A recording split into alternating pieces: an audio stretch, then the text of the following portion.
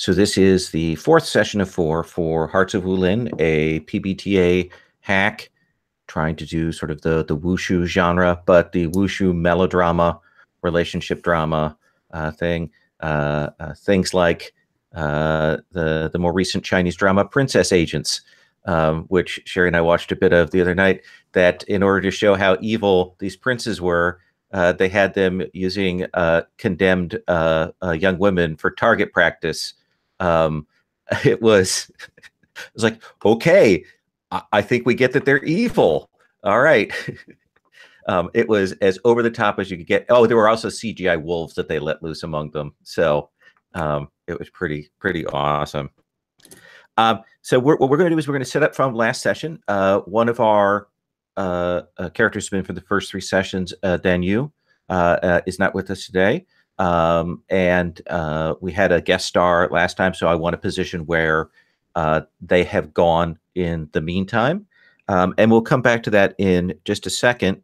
We're going to set up some things, and then we're going to talk about entanglements, and we'll see if we have any mechanical questions. But I want to start. Pablo, you had sent to me that one of the things you definitely wanted to do was Kai wanted to talk with his parents about these so-called wedding plans, right? Yeah, I imagine that this is that was a big hit 2 sessions ago. So I imagine he would go and talk to them, because that would be the big reason why he would be absent from any other action. And part of the other fiction that we used was that you went and got your brother because you knew it was a dangerous situation. You knew that the star-stealing sage was potentially a danger, and so you got him out of there. And so you escorted him back to your parents as well. So I have a move here that I'm going to put into the chat. This is I haven't really done love letters before, but it's a technique I've seen Jason and others use. So I'll read it for those at home. You went to protect your brother and remove him from the dangers, but also to consult with your parents about the potential marriage arrangement. When you confront your parents, roll. On a 10+, they hear your words and understand that what they've done may be premature. However, to keep faith, they require something significant of you. What is it? On a 7 to 9, they're upset with you and it creates a rift. They will, I mistyped that, they will instead offer your brother's hand in marriage to Zenai. How does this reshape your entanglements? On a 6 or less, they command you to accept the marriage and they go and formally announce it. Yeah, that sounds really cool. So you want to play the scene, or you want me to roll and we'll see how this is going? Yeah, I think what we'll do is we'll have you roll, and then we'll see how the scene plays out from there. I'll let you shape that. By the way, everybody can clear 1 condition from their character sheet. Okay. So what would you roll with for this interaction? Yeah,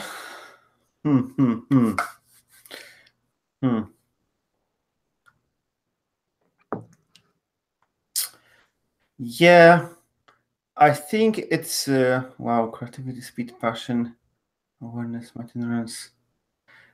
Let's go with Earth, my weakest stat, because it's about stability and presence. And I think when talking with my parents, since I'm the younger son, I always have to mostly show that I accept their decisions. So it's like I'm accepting their decision, but I'm slowly trying to change their opinion. So I think it's about stability and presence. So that makes sense to me. So go ahead and roll. We roll. Wow, it's a 7. 7. So what is your argument to them? What is it that you say to them about this marriage and why this shouldn't go on? I think somewhere in the heated discussion, I drew the argument that they always treat me as I have no opinion on my own, and they chose the master for me and they just sent me away, and now they are again doing the same, like choosing my a big important not part of my life for me and without me, and maybe this is like, and obviously the argument didn't get to them. You never say about your other feelings, but they know that something is up, and your mother's, kind of being quiet, but your father will say,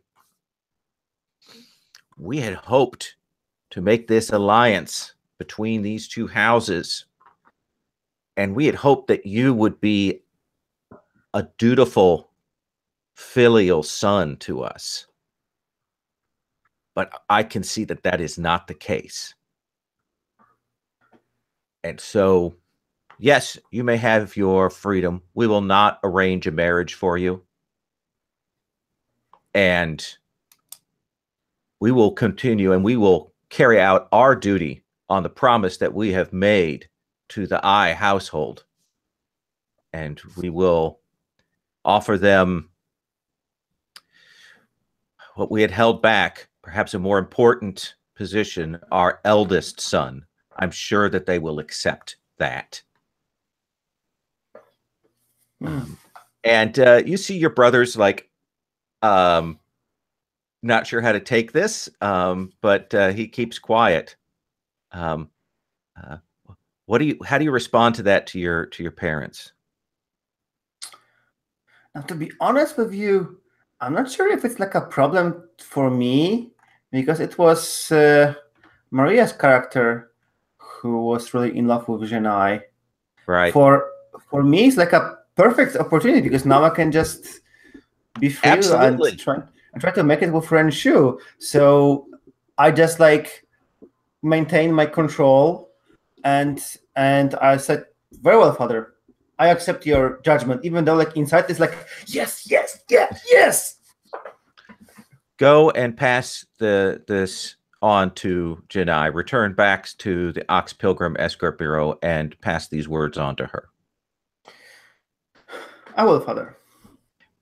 As always, a pleasure to meet you. I hope you can invite me for a tea, not only once a year, but maybe a little bit more often.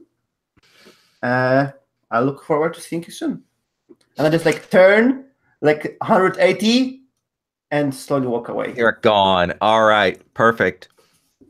And we'll come back to the fallout from that in a little bit. Mm-hmm. So let me talk about what happened last session, where some of the NPCs are, and then we'll take a look at entanglements, any that we want to revise or change out, anything like that.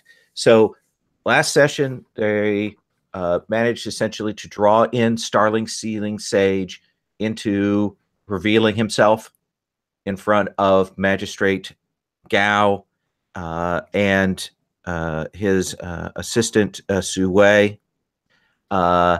They also discovered that the two people who had been assisting Star Stealing Sage in this were, in fact, Ren Shu's brother and Dan Yu's lost sister, who apparently had been raised by the 100 Ghosts and trained to be an assassin. There was a battle there. Starless Stealing Sage was defeated. The other two were defeated, but escaped. So there's some loose ends from that. But there was also the revelation that part of the reason that Star Stealing Sage had done all of this was to eliminate not just his own son. His own son clearly found out about this and was confronting him, but that he had been targeting Chang Xi, one of the NPCs that we had established there, another senior person of the Ox Pilgrim. And apparently he had been looking for some sort of martial arts training manual that these two people from the 100 Ghosts were helping him find, or he had found. It's not clear about that. But there's chaos right now in the Ox Pilgrim Escort Bureau. Everyone's upset. The younger son, Zhang, is certainly in his wine. Chang Xi has stepped in to take command. And Magistrate Gao has declared that Ren Shu is innocent of any of these charges, and that Star Stealing Sage was involved with it, and he's done this public proclamation. What that has caused is there is a split in the Ox Pilgrim Escort Bureau. There are those who are loyal to Chang Si and loyal to the word of law and Magistrate Gao and Su Wei. And there are those who believe that this is all a conspiracy by the 100 Ghosts to destroy the Bureau, and believe that Magistrate Gao and Su Wei are agents of the 100 Ghosts, and are deeply suspicious. They are in a minority, but there's still a group out there that is angry. But they may that may be a future thing, or maybe a thing that we bring onto the table today. Wow, I see. I missed all the action. There was a big fight, and a lot of damage was done to various people. And the other thing is, Dan Yu has essentially left to pursue her sister. So I think that's an entanglement that's out there that she's going to follow up on. So that may affect one of Ren Shu's entanglements. We may want to shift things. I don't know. We'll come back to that in a second.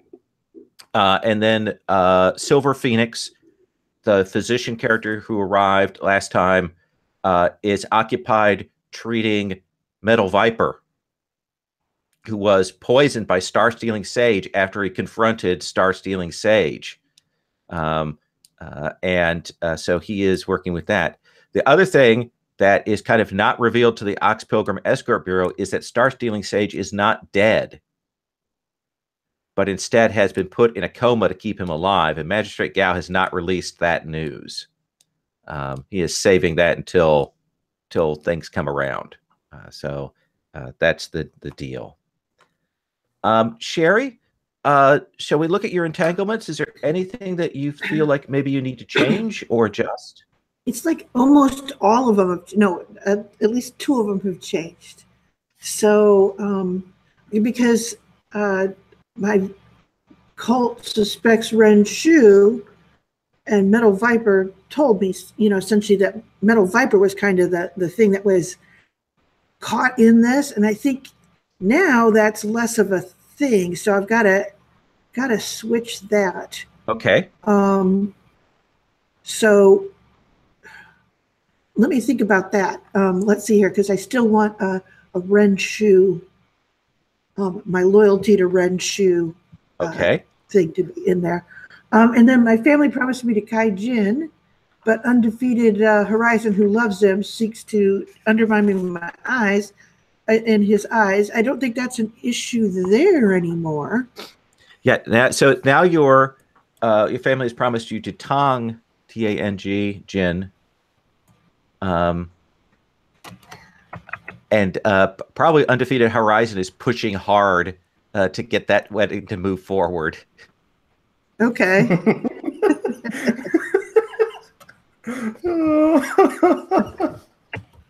Does that seem fair? I guess, sure. She wants to get that deal closed. She wants that done. She wants you off the table. Okay. All right, then let me work on the Ren Shu one, okay? Okay. Let's come to Ren Shu. Let's look at your entanglements. So the first two I think are pretty good to stay the same. And I did want to finally, as sort of a climax thing, highlight my family entanglement for this session. Yeah. Certainly in like a longer game, I would probably change out that third one at this point. Mm-hmm. We can just kind of leave that if you want. Yeah, it's the last session, and I would like to engage the mechanics, but honestly, I feel like focusing the storyline at this point rather than complicating it. I think that's a really good point, given how a few sessions we have. So, Sherry, you feel free if you want to just focus on the other two entanglements, and which one would you want to focus on? The Silver Foot Fox one or the wedding one? certainly you discovered some things about Sue last time, and we haven't been really engaged the Silverfoot Fox or Silkfoot Fox. Yeah, Silkfoot. certainly I would like to do that. Yes. Okay, we'll do that because I have an idea on how. Awesome too. So I have an idea on how we can engage. Okay. The Silkfoot Fox thing. And we do need to try the thiefy things out, right? Yes. So okay, sounds good. Oh my gosh, I did the wrong thing. I've done that so many times. Google's like, oh, obviously you want to change the font. Well, I clicked on it. It was me. It's just I'm. And then let's come to Kai Jin. How do you feel about your entanglements? I feel that all of them are still valid. I'm just battling my thought. Which one do I want to focus on today? I'm thinking about either my love to Ren Shu, or I made a promise to my master to aid Janai in whatever she's doing. And I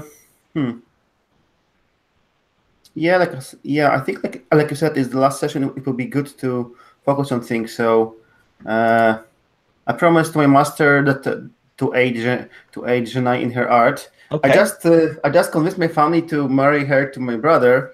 So I'm not sure if this help or not, but I wanna actually help her with something rather than just make some trouble for her. I think that's perfect, especially if you discover who she actually is. Yeah. So let's bring that around, and I want to do like a scene with each of you about what you're doing on the return. A few days have passed. The chaos is simmering down. There's still that bubbling tension, but for example, Chang Xi has said that Renshu is a valued member of the Ox Pilgrim Escort Bureau, and not to be harmed. We'll come back to that bit in a second. Let me ask you, Janai, how do you take advantage of the chaos? Well, essentially, the thing is that his name, the bureaucrat, the silver. Sorry, I got to get to the NBC base because it's a crazy name. Moon Silver Bureaucrat. Yeah, Moon Silver Bureaucrat is he's caught up in the situation in that trying to keep the different factions, I guess, in line with whatever his agenda is. And so it's actually a really good time because the trap that was laid by Magister Gao is completely being ignored. And the bureaucrat's household is in a disarray as he tries to handle all of these things.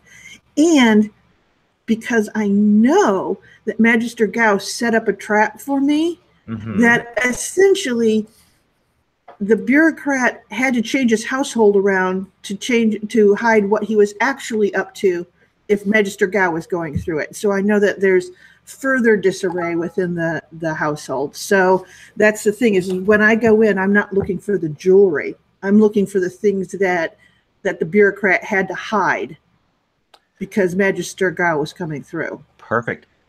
I think this is going to be an overcome action. Okay. You still have the +1 forward from interacting with the Moon Silver Bureaucrat a couple sessions ago. Okay. I want to roll with. Ooh, that's a good question. Let's see here. This is, I think I'm going to go with water, because everything is so up in the air that though it presents me with opportunity, it also has heightened the uncertainty of where people are. That seems great. I think. Okay. Come on, dice, you can do this. 6. That gives me a 7. Gives you a 7. Okay. What happens that is a problem when you're going in to do this? Let's see here. I think that what happens is I come upon essentially his papers, and they paid him all the gold up front. So he has this huge box of gold. And that gold is too heavy for me to take with me. And so you're not going to get what you want, but you'll realize that the gold kind of isn't what's really hidden here. In fact, what he's actually really hidden is you'll find tucked away very carefully. He has a book. A book? Yes. All right. One of those scrolls. It's got the several hard pieces of bamboo that have been written on, wrapped up, and tied and put away. And this is clearly valuable to him. But when you open that book up, when you open that thing to get at the book, you will hear somewhere the sound of bells and an alarm go off. Interesting. What do you do? Well, I do what I always do when I have any sense that I've been discovered. I jump up, I grab essentially the silk that is hanging over the essentially the table, essentially that decorative tablecloth. It's beautiful. It's ornate silk. It's the loveliest of, all those things. She wraps that around herself in the most stylish way, essentially tries to pretend like she's Renshu. And she runs off. And she sets herself up in a situation where certainly someone will see her. And when they come through, she laughs dramatically and then essentially lightfoots up to the roof and runs across the roofs and discards the silk just before she leaves their yard. Okay. Do you take any of the gold or you take the book? I take the papers and I take the book. Okay. I'm going to have one more overcome. Okay. To see, if there's any fallout from this for the future for you.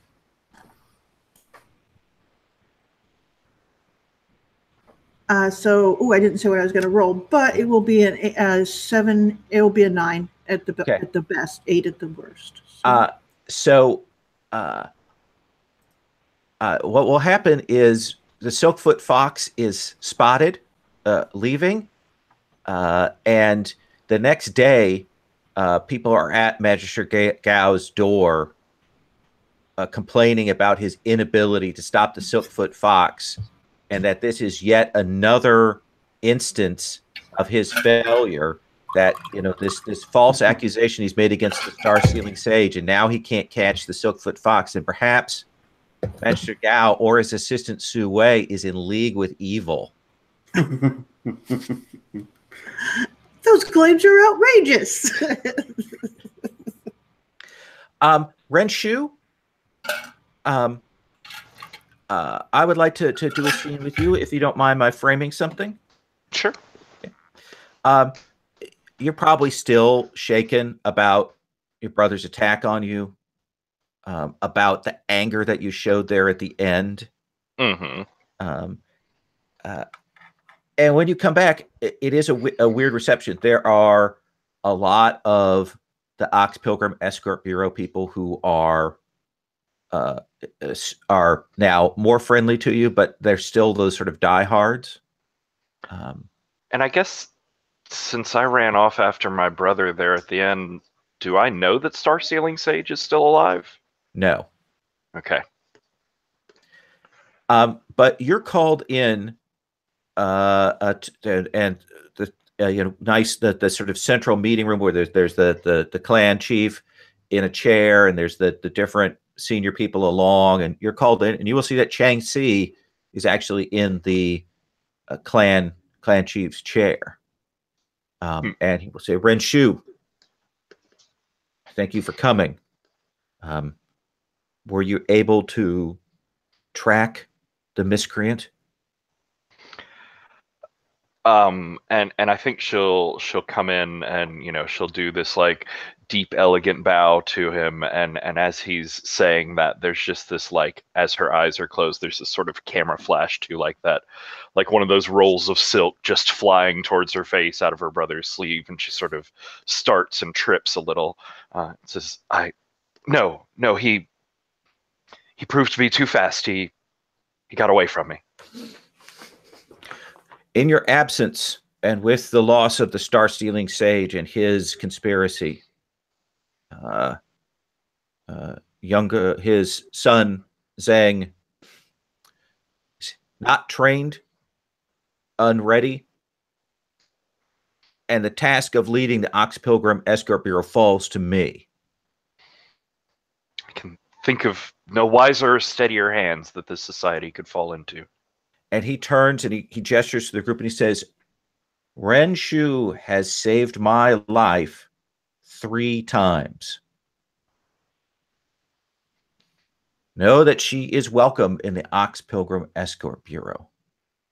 As long as I am clan chief, she will be welcome. Ren Shu, I would like to adopt you as my daughter. Oh. Huh. Sorry, that just took me off guard there. I think that might be an inner conflict role. Yeah. Ren? And I have so few stats available to me. But I think that'll be metal for control and solidity there. Okay. There's step. Yay. It's an 8. What are we? Inner conflict? Conflict. So you can choose, do you flee or mark a condition?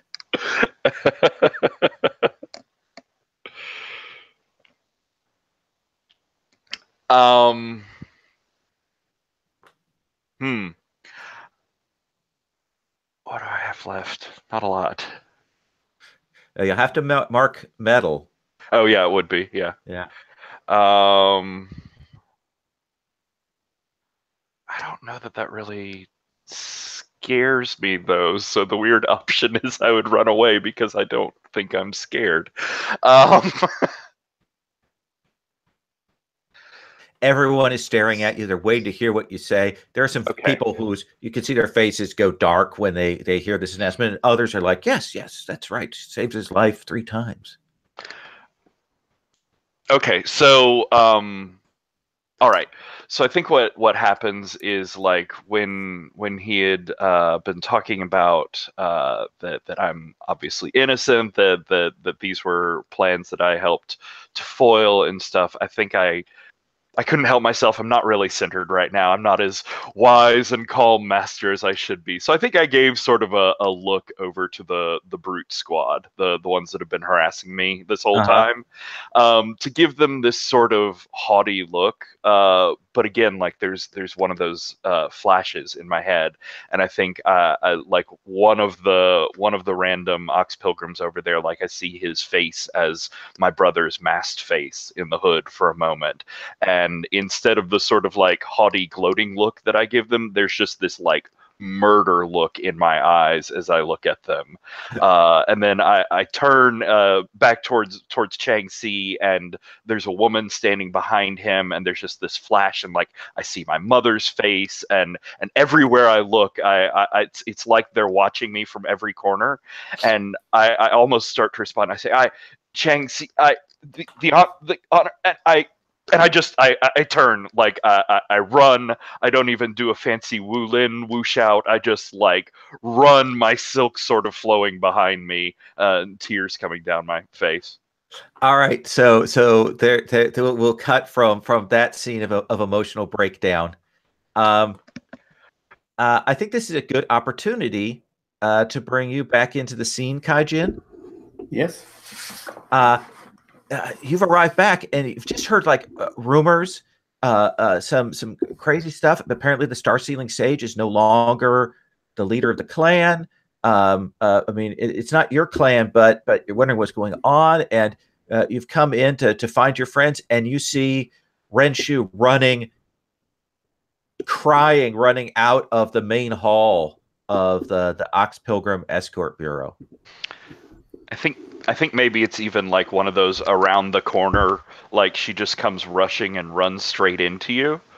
and there's just this like automatic tense reaction as you see her like pull a knife out, and she's ready to attack whoever this is that like came around a corner and grabbed her.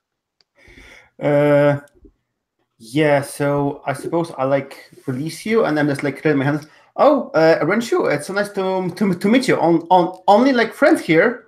No need to get all riled up. Are you okay? It seems that you are in a bit of emotional condition right now. And I think there's this like crouch stance, a couple of deep breaths, and sort of like wide-eyed, like you still don't quite know what she's gonna do before she like gets herself under control. It's just, Kai-Jin, you've returned. I'm sorry. You shouldn't see me like this. I'm sorry. Of course. And I just like casually turn to the side so that I don't have to like observe you. I mean, I'll like hand you like a silk handkerchief. Yeah, handkerchief. And then just like turn maybe like so that you have like some moment of gentleman's privacy, so that, and then just look that nobody others like staring at you, so that I give you like a moment to compose yourself. So yeah, I do. I sort of bow my head at you in thanks, and I take the silk, and I'm like wiping my face and sort of get myself back under control, and I turn around, and I think my like makeup is suddenly fixed, and the hair is all in perfect array again. As I turn back, and I just sort of clutching it in my hand, I say, I thank you. I'm sorry you had to see me like that. It's been a trying time since you left, but you said you had urgent business. Do you take care of it? Yes. I took my brother out of this dangerous situation over here and went to confront my family about the arrangements they made for me without my will. And are you going to hand me back my handkerchief? She's sort of absent-mindedly clutching it at the moment. Okay. Clutching mean like holding, yeah. So maybe I will just like no, that would be like too obvious for him. So and I returned with some good news. Well, good news for once and bad news for the others. But I heard on the way back that all of this mess you were involved with is solved, and you are now pronounced to be the loyal and iconic member of the Pilgrim Society. So I see things work out very good for you. Yes, and the corruption has been burned out of our faction. There's no more will we hear the vile name of that man who turned this society against itself. And I think that's a perfect opportunity, actually, to have Janai arrive on scene. Exactly. And I'll come running in, and I'll be, Renshu, don't worry. I apologize to Chengxi for you. Isn't it good news? She's sort of... Yes, good news. Having trouble remembering that today, and I feel I owe some apologies, but yes, good news. And you can see she has tears streaming down her eyes, like clearly she was so happy for you. You know, she's like, I'm so glad. And she'll give you a big hug. And she'll look past Renshu to Jana, or to Kai-Jin, and she'll say, Chengxi wants to adopt Renshu. Isn't that lovely? Oh, that's actually very good news. I'm really happy for you, Renshu. Yes, I'm happy. Happy too. Yes, I'm happy. Janai's nodding for her. Yeah, I think it's like obviously that Kai-Jin is like somehow embarrassed by this whole situation, but he's also like very happy that it happened. But he maybe like at the moment lacks word to express it, especially when the two of them are like over there at the same time. I'm so sorry.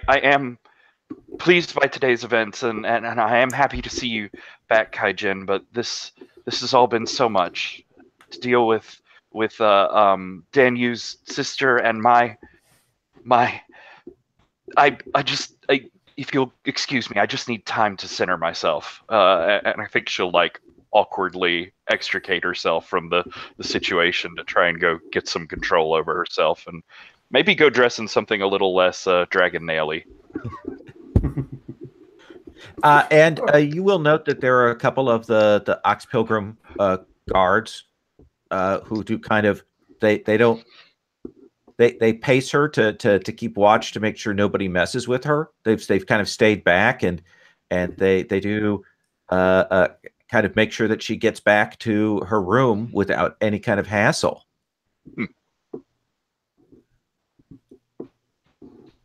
And I'll tell Kaijin the story of what happened while he was gone. As I trail behind her, completely tone deaf to most of the things that are upsetting Renshu. So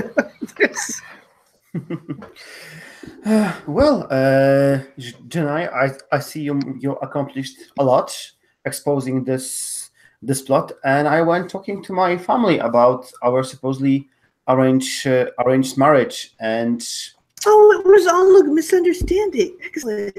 I mean, is that how it was? I'm afraid my father has expressed his sadness, and in the heat of the discussion, he sort of decided that maybe that most likely my brother Tong Jin would be better fit for you than myself. So, right. So the two of you have been walking, and when you say that, she kind of comes to a complete stop, like, and she goes, "Do you mean the villain?" Yeah, and I probably like take an extra step before I realize that you stopped, and so I just like turn to you, yeah. And I say, "Well, he wears his half mask. But other than that, he is the heir to the Jade Brush School. I think, just from the perspective of the family look, he's a much better suitor than me." Stupid.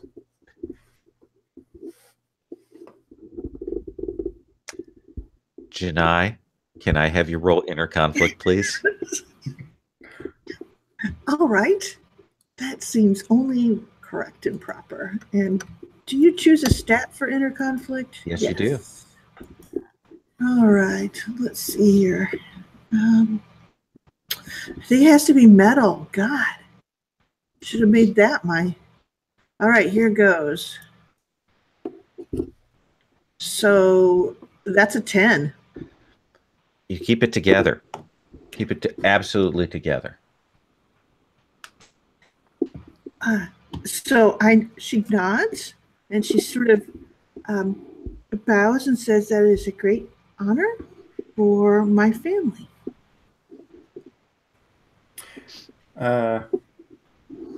Thank you for accepting this so gracefully, Janai. I also wanted to ask you, because as I might have mentioned, I made a promise to my master that I will aid you, but he didn't tell me how can I actually aid you. I was wondering that maybe now that these things have settled down, we can talk about what assistance can I provide. Because that's part of my pilgrimage why my master sent me away. Before you can answer, Janai, you will see coming into the Ox Pilgrim Escort Bureau, you will see several people. One dressed in more formal robes, has the nice sort of golden hat with the hairpin kind of through it, stuff, and you will recognize Judge Eng, the sort of final word for justice and law in the area, and he's being escorted in to speak with Chang Si.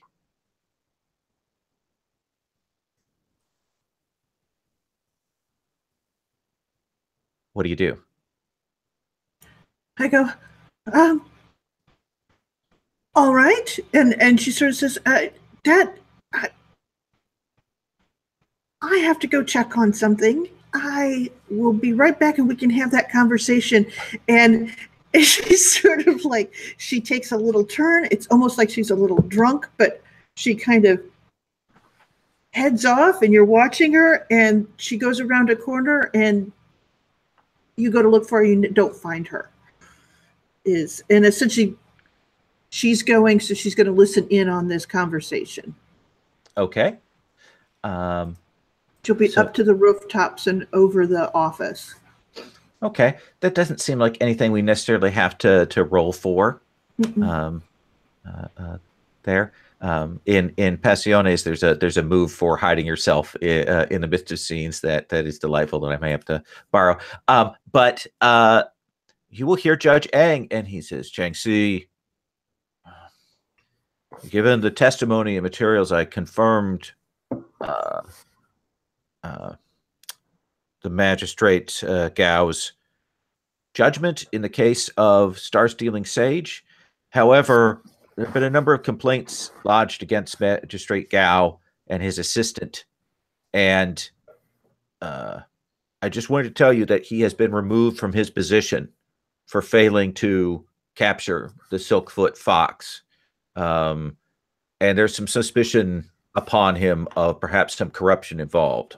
So we have arrested him and his assistant until this matter can be dealt with. I just wanted to bring that news to you.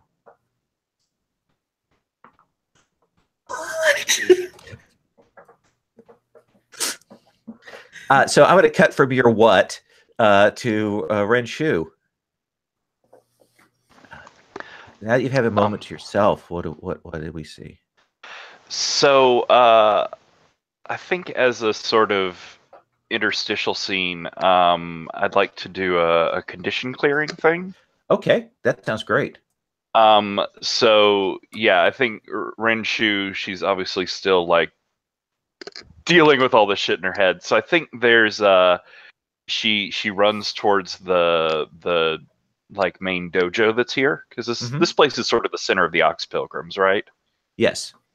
So I think there's a very large dojo here, and I think there's one of those scenes if you've ever seen in the movies where it's just like a sort of infinitude of sliding rice paper doors and walls and stuff. Yep. So it's just like shunk, shunk, and it's camera shots of her passing through each of these doors as they open, and she's sort of like tearing at the tight-fitting robes that were Dragon Nail Sages. And I think as she finally makes it towards the center dojo, she has like, in between camera shots, changed into a looser fitting sort of more martial arts robes.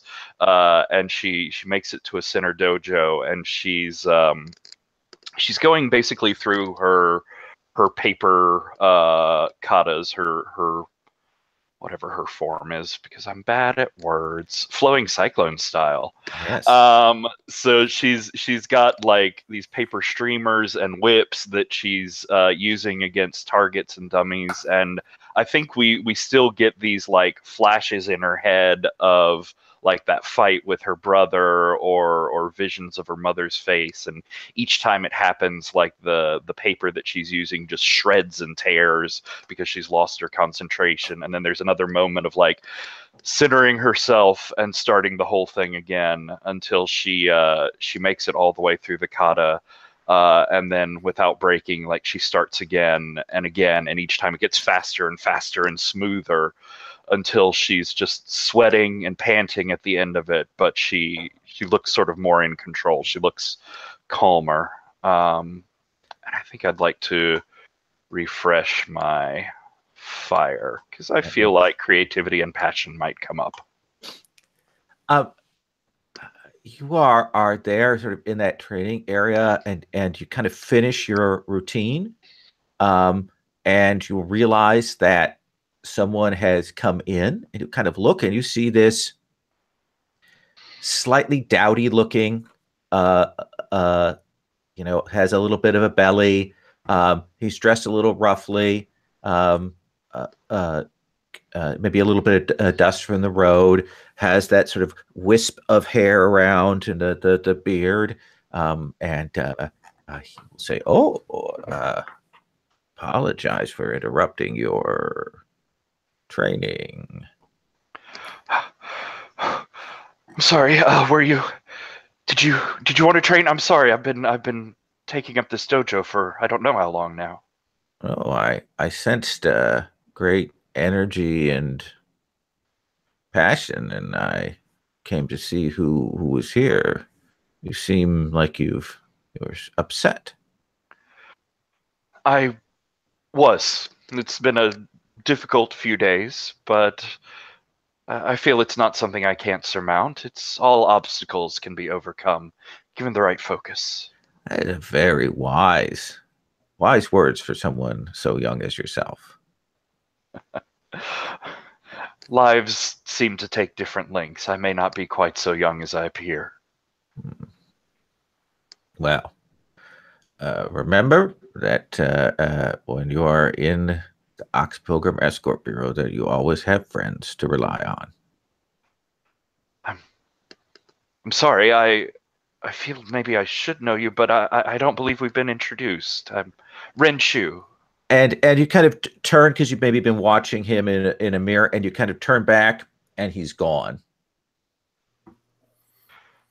And I think there's like that paper tearing sound again as she sort of gasps, and the length she was holding just rips.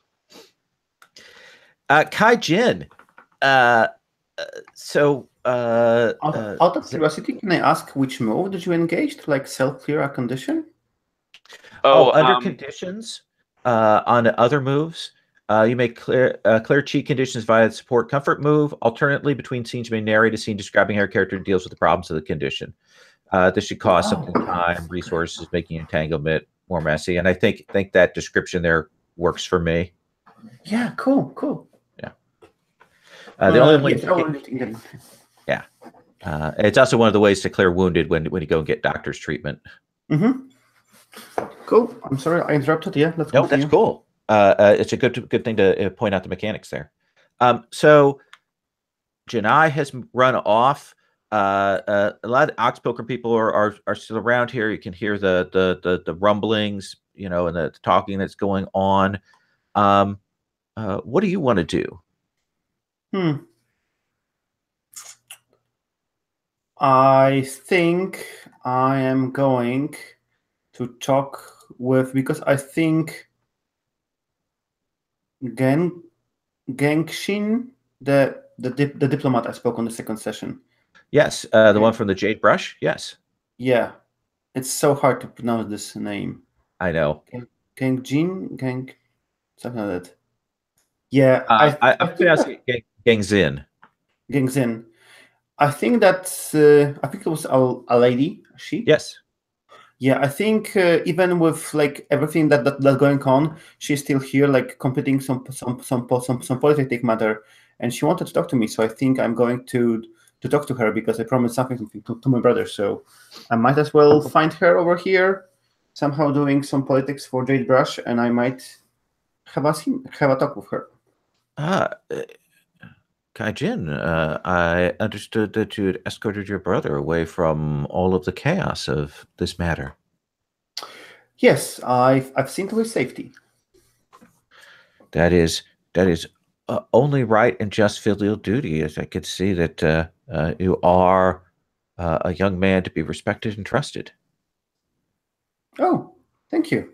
I see that with all these things going on that went on here for the past few days, you are still here talking and doing political agreements. But there are some things we are still trying to work out, some things we are looking for that we need to find before we can leave. Yes. I think you wanted to talk to me. I think this is not so crowded space anymore, so we might find a moment of privacy and talk over here. Come and sit, and I'll ask tea to be brought. Mm-hmm. That sits you down or pleasantly, and will say, "Your family among the Jade Brush is so important. They are vital to the clan. There are only a few families within our school that even hope to equal your own. It's so important to us that family thrive and be a model for others. Yes, I agree. Unfortunately, there are, as I said before, some who do not believe that your brother is up to that task. Well, that I also understand, and I've seen that, and I have come here to confront this feud that you might speak of, because if Jade Brush is to thrive, you should do all you can to support my brother in becoming the rightful heir. There can be no doubt about, and in everyone's heart, that he is the rightful heir. I think I'm going to have you roll hearts and minds here as you speak your passion. It's up to you. I also picked up the move from Loyal. When you give NPC an order based on authority they recognize, it might be more proper, but it's up to you. Interesting. Strive for Mastery I picked up. Well, you picked up the move, so let's use that move. I want to use that. Yeah. So I think I'm talking with real passion over here, because I'm like rejecting everything that they handed me.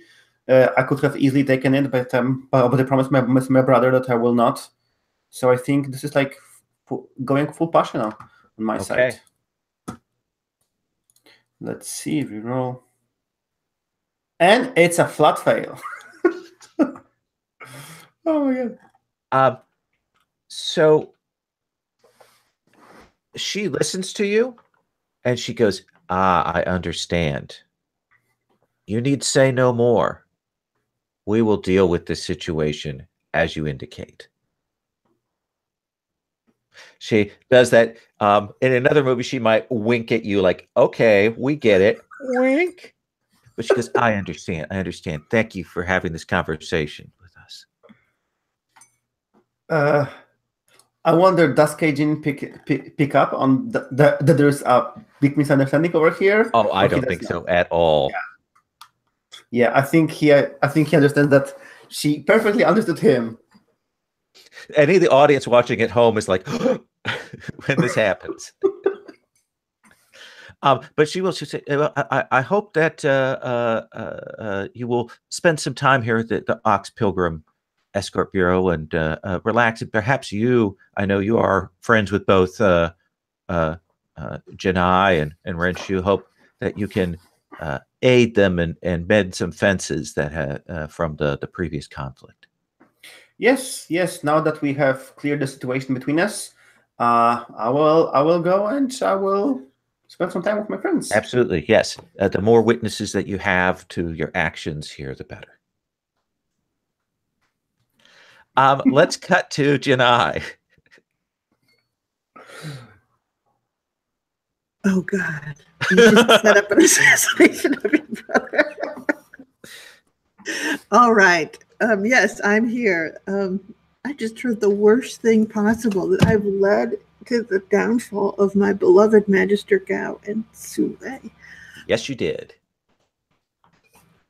All right, I need some help. Let's see here. So is Judge Eng going to take over the investigation? Who's going to take over the investigation for Silkfoot Fox? That is what I need to know. All right. Well, he will essentially say, I have called in Inquisitor Ironface Lou. He will get to the bottom of this by whatever means necessary. Excellent. This guy will be a pushover. All right. So she's like, she's got her plan. Okay. So what do you want to do? I want to find out about this Inquisitor Ironface Lou and what it's going to take to essentially overwhelm him in his investigation with Silverfoot Fox, so that he will have to consult with Magister Gao. And then he'll still fail. In that case, I think that's going to be a study, right? Yes, that sounds lovely. What do you want to roll with? Let's see here. Water. Okay. Awareness. Okay, come on, I can do this. I cannot do this. No. Let's see here. That's a 5. Yeah, I fail. So I can find out nothing, or I don't know. What are the let's see. I don't think you have any moves that affect this, right? I do have one. I have a thing of if it's in official or like essentially here. Always have +1 hold. So you do get to ask or declare one thing. Okay. I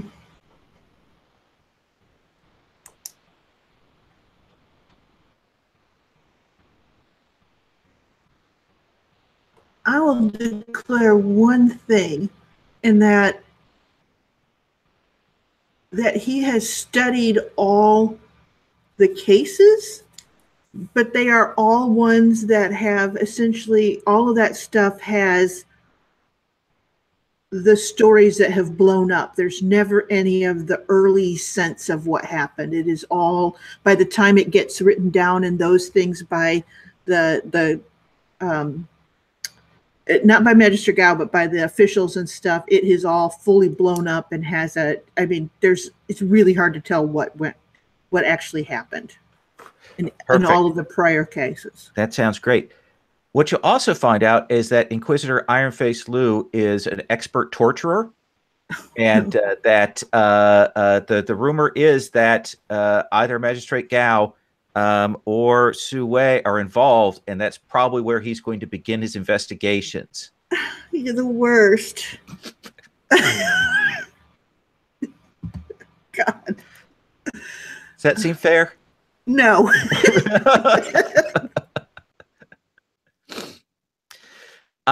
So that, of course, you're upset. We've already hit you in the last scene with the inner conflict, but so I'm going to put a pin in that. But we'll come back the next time you get hit on that. It's probably going to be painful. You do get +1 forward in dealing with that issue with Ironface Lou, though, from the hold. Okay. Well, and the one thing is I didn't actually look at my sheet because I do have a thing for study. And that's why you got the +1 hold, because otherwise you wouldn't have gotten anything. For some reason, my sheet is there. Sorry. The characters, when I would go to it, I would be like so far down on the sheet, I couldn't get to it. Okay, good. All right. Thank you, Ron. Okay. Thank you. Renshu, there was a mysterious stranger who spoke with you, seemed to try to calm you a bit. Yeah, that was weird. What do you want to do? Your friends are around, and certainly you ran off from them. Yeah, and that was inappropriate, and I ran off from Changxi, and that was publicly inappropriate. So yeah, I think I probably need to set up a meeting with Changxi later on tonight, when it's more private and I've had some more time. I'm feeling calmer, but I really need to think about how to respond to him, and how to not break down again when I try and talk to him about this. So I'll take the smaller step of I'm looking for either Jinai or Kaijin, whichever one I can find first, to sort of apologize and see how they're doing. I think a good thing to do would be to find them sort of at the same time, so we can bring everybody together. Does that seem cool with you guys? Mm-hmm. So Kai, where does Renshu find you and Jinai? Are we somewhere general in the city, or are we still in like the huge mansion of Ox Pilgrim Society? You could be anywhere. Space and time don't matter in these things. It's one of those weird things. It could be at a bar, a tavern in town. It could be at a private room, anywhere you'd want to be. Since I would like to give a try to a move, maybe it's like a room at maybe it's like a room at Ox Pilgrim Society actually, and I'm just preparing because maybe over like very soon I'm giving some kind of like performance. I totally imagine like Kaijin is playing on some kind of instrument. I'm just thinking which one is like very Chinese. I think they had like a very small guitar, something like this. They do. I'm not sure.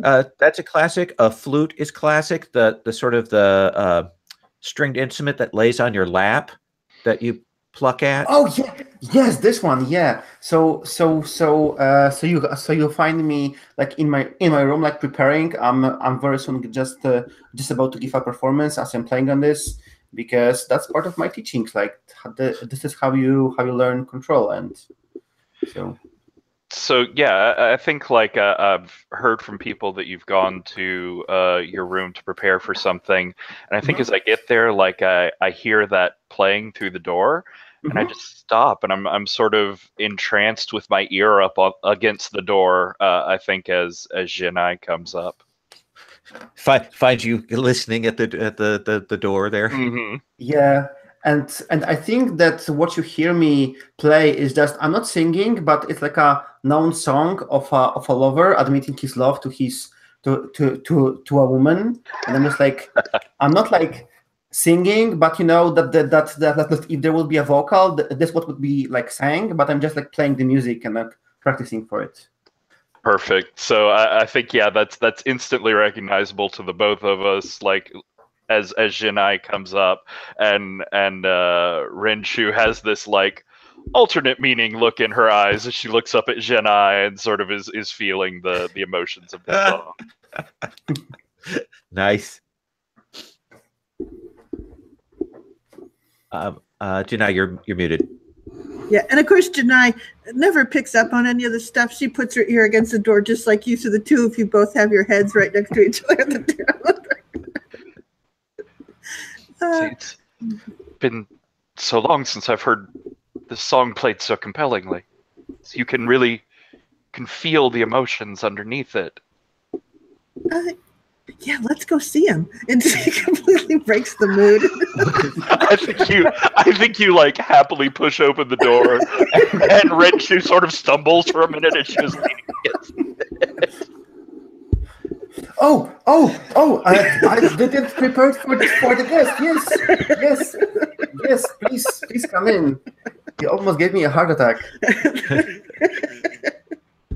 Renshu, Janai. Yes. I'm so glad that you came. Are you going to stay for my performance? Absolutely. You're going to play for everyone here? Yes, there is a small gathering for people tonight. So to calm the nerves about after everything that happened. So I decided that I might give a small performance. How is this instrument called? Anyone knows? I've heard it called a dulcimer. But when I've seen it translated in the various Chinese films, they call it a different thing in each translation I've seen. So yeah, I know the Japanese version is a shamisen, but I don't know what that lap Chinese one is. Wow, I even don't know how to find it. So I just say that I'm going to put the name of the instrument over here. I think it's a guqin. Guqin. It's a plucked 7-string instrument. It's spelled Guqin in the translation. Cool. Literal meaning is ancient's zither. Ooh. So yeah, I think I'll say Kaijin, I didn't know you could play so beautifully. That's part of my training. I'm studying various things, reading a lot, and also playing some instruments. So as you can see, I'm following a completely different path that my family has laid out for me. Just as you are doing, Renshu, you are also doing something different than what your family expects of you. I never realized we were so akin. It's like finding a family I never knew I had, like a real brother for me.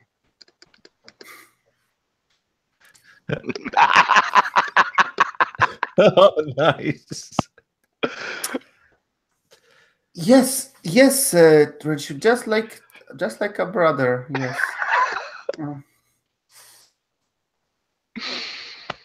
So before the performance, I wanted to ask you guys something. I found out that they arrested Magister Gao and Su Wei. What? I know.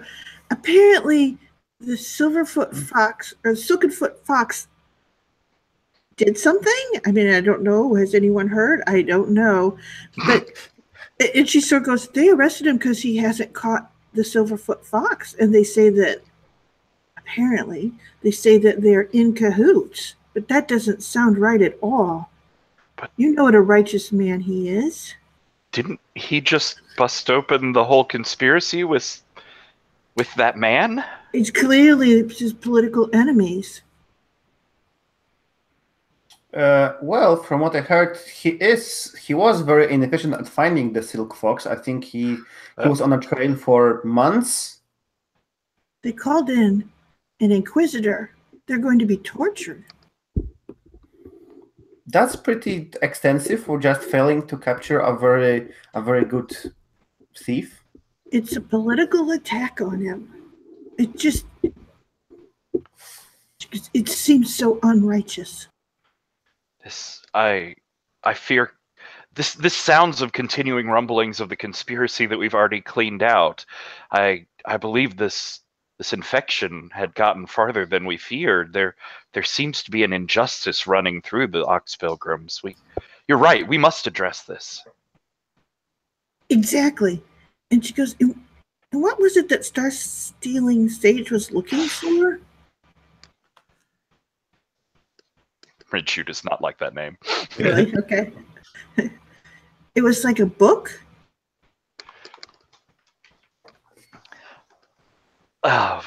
There are various forbidden tomes of lore that the 100 Ghosts have hidden away over the centuries. They have a library of things that should not be known by anyone. Do you know what they look like? Oh yeah, I've read them all.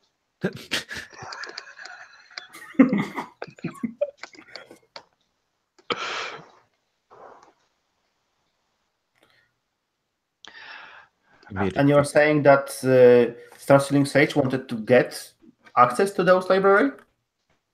That's why he was in cahoots with the 100 Ghosts. Well, also because he was being pushed out of the leadership is what we think. It would be the bribe they used to convince him. They found a point of weakness within the Ox Pilgrims, and they found a lever that could get to him. So, but what can we do about the situation, Janai? Obviously, just freeing Magister Zhao and his student is not a good idea, because as a lawful man, they would refuse to go with us. I think so. Or with any person who would be to free them. So I think, should we capture the Silk Fox? And I don't know. We would have to find out how I've never been able to figure out what's going to happen there. And she sort of stops. Here's the thing is I think that we need to ask Magistrate Gao what he would need from us. He's maybe since there is still some time to my performance, maybe I can go and invite this Inquisitor to come, so that he will be occupied for some time at my performance. I'm just like, you can see like Kaijin like really hard trying to walk around, that I will like occupy him so he can do something. Okay. He will be occupied for some time on my performance. Yes. How about that? I believe that would be a good time to try and lift the Magister's spirits. Maybe visit him when others are distracted, so that he knows he still has friends around. Right. Exactly. And he'll know what we need to do. Yes. So I will go to this Inquisitor and invite him to my performance. But I would be honored if Rencho, if you could be on my performance as well. I think maybe you will find some of the songs really appealing. Well, I would love to hear some of your songs, but I mean, if we're going to be breaking into a jail, I look over at Jinai. I feel like Jinai could use some backup. It's certainly not because I believe that she can't do it. No, not that at all. Very well. Well, in this case, you should stay, and I will just give you my best performance, just so we can all be invigorated to our plan. Yes, it will help center our emotions and clarify what needs to happen. Please, play us a song to meditate to. Yeah, and I just play the song that you were just listening for the door, and I'm not sure if you are meditating or if you're looking at me, but you can really intensely see Kaijin looking at Renshu, kind of playing it for her. His entire attention is instrument and Renshu. So I sort of love this visual of you very intensely playing at Renshu, who sort of glances at you every now and then, but is very intensely looking at Jinai, who sort of glances at her every now and then, but is very intensely thinking about Sue Wei. I actually think in this case too, I'm going to let, if you want to roll comfort and support there, Kaijin, you can do that. Nice. Yeah, I think that's it. So I think I'm using my passion a lot. This should be more passionate character. So I'm going to roll with passion because expressing love is definitely a sign of passion. So I'm going to roll with fire. Let's see how this will go. It's a 7. All right. So they can clear a condition. And I'll say that both of you can clear a condition. I don't know if you have anything marked, Sherry, but definitely Renshu, you can clear a condition.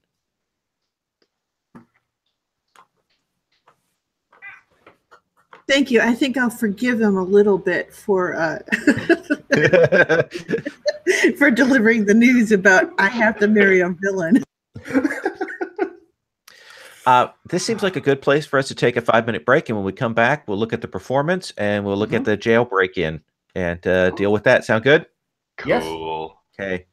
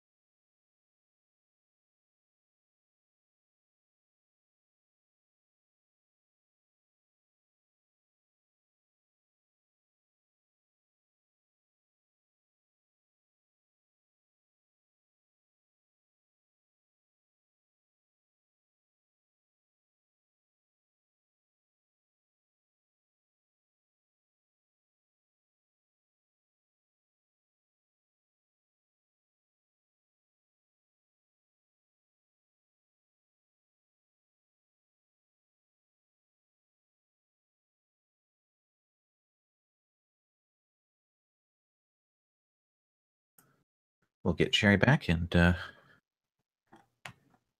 set up the next scene. In this messy soap opera that our martial arts movie has turned into. I will say some of most of the Wulin TV series that I've watched are like this. It's all soap opera, over, there's fights and stuff, but it's a lot more complications and, people falling in love with their masters and, betrayals and all that kind of stuff. Oh, this is brilliant. Like this session has been a great sort of turn and different focus and direction. And I'll say, for my part in this game, the movie Hero has been like a big touchstone for me. And it's full of all these people sleeping with each other and betraying each other and love triangles and stuff. Mm-hmm. This is perfect. Absolutely. That's such a brilliant color palette in that movie too. Oh God, I love that movie so much. I'll tell you another movie that's really good to watch is Painted Skin. Oh yeah?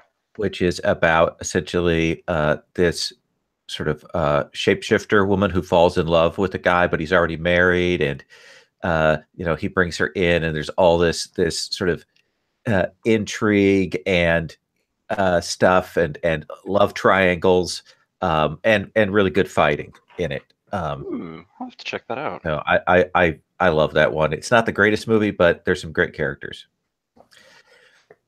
So let's start with the setup to the performance that you're going to be doing here, then, Kai-Jin. Mm-hmm. There are probably some other people from within both the Escort Bureau and some of the other clans that are present, from Vile Rain and 88 Shrines, who are here, who are awesome musicians, and they're people you've probably spoken about music with before, and so they're there attending. And there's the woman from Jade Brush is not there, oddly, at the thing, but a couple of other of the Jade Brush people are there. And we'll be waiting. Chang Xi is there, obviously, and eventually you've sent a message, and Iron Face Lou arrives, and he's tall. He's tall, dressed in black and red robes, has the hat on, and the thing that strikes you is you can tell right away he's suffered some kind of chi injury or something in the past, because when he talks, when he looks at you, only his mouth moves. The rest of his face doesn't move at all. And so when he's talking to you, he's like, I was very honored to have you invite me to your performance. I cannot tell you how much I enjoy the music that you will be playing tonight. I'm looking forward to it. Inquisitor, I'm honored that you came. I've heard you just arrived today. Yes, I did. And so I cannot tell you the joy that it fills me with that I'm able to partake in such a performance here after a dusty travel on the road. That's, yes, I will do my best to make you feel at home. And it's very good that you came in to show that the law is taking care of everything that happened over the past few days. Absolutely. The law is everything. And he goes and sits and drinks his tea, completely expressionless throughout this whole thing. The kind of meeting is set up, and the performance hall, and I assume we'll probably see that the first few notes being played. We'll come back to a roll on that in a bit, but we cut from that to Zenai and Renshu at close by the jail. And I turn to Renshu and I say, I'm uncomfortable about this. Do you think that we have to do a jailbreak? We couldn't just ask to see Magistrate Cow? If this corruption has not ended, if there are machinations going on against the Magister, then we need to know from his expert detective mind the details of this plot before we publicly put ourselves into it. I mean, you've seen here recently just the implications of my distant past have been enough to turn crowds against me. Imagine if we were seen talking to a known criminal, maybe plotting to get him out of jail. That it just wouldn't do.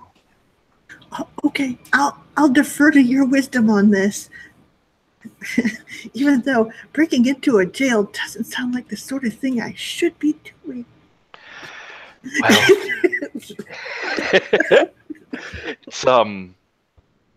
it's skills that I had hoped to leave behind in my life, but this is the sort of thing I have experience with. You shouldn't dirty yourself with it. Allow me to find a way in, and once it's clear, I'll come get you.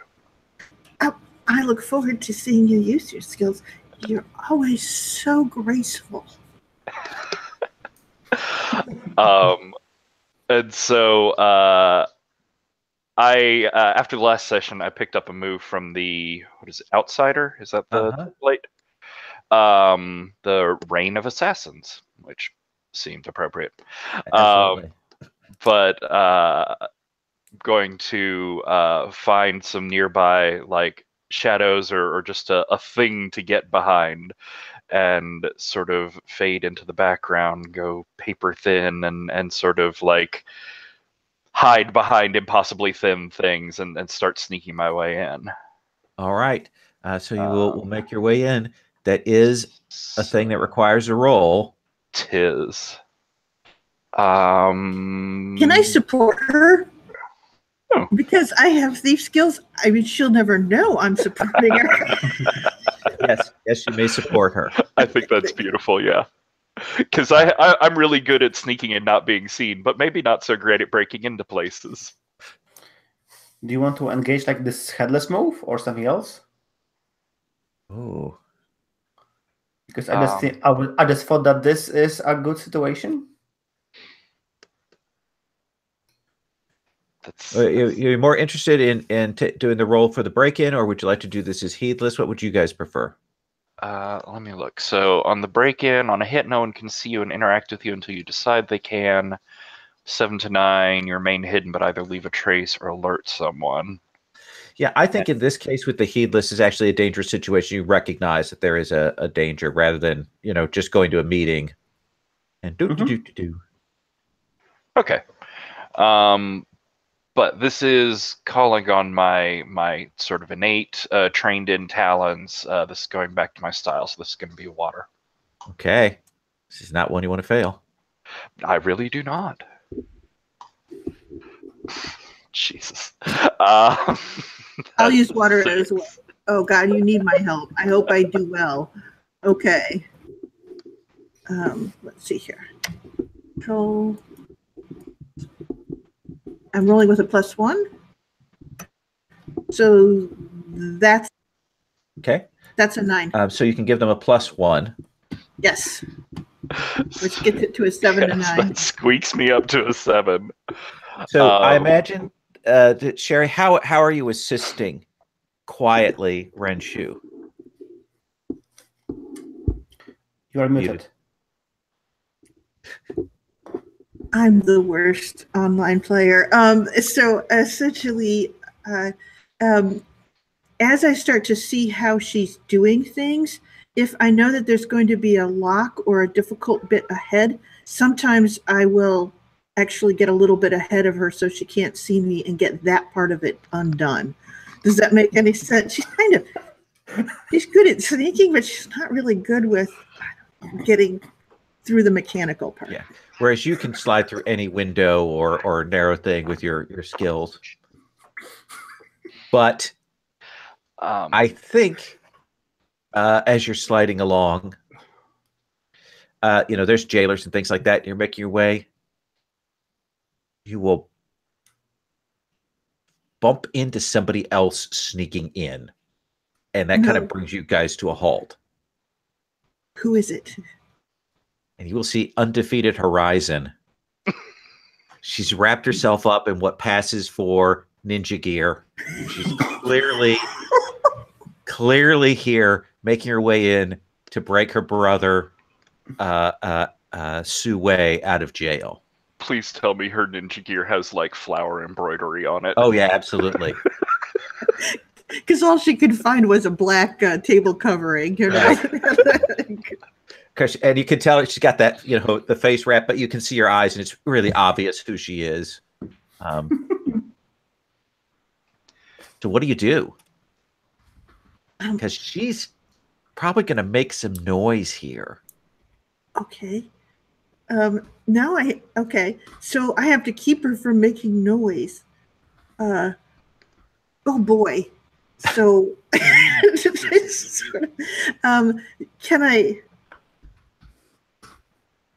can we intervene and go, we're going there too to talk to Magister Cow? Do you think that would be doable, or is she too far in? It's up to you what you want to try to do. I could try my master move to try and tie her up for a second as we explain what's going on. That's a good one. I mean, that is yeah. Okay, so I think I'm doing the sort of like 3-point cling on the ceiling, sort of legs on either side and holding on to something.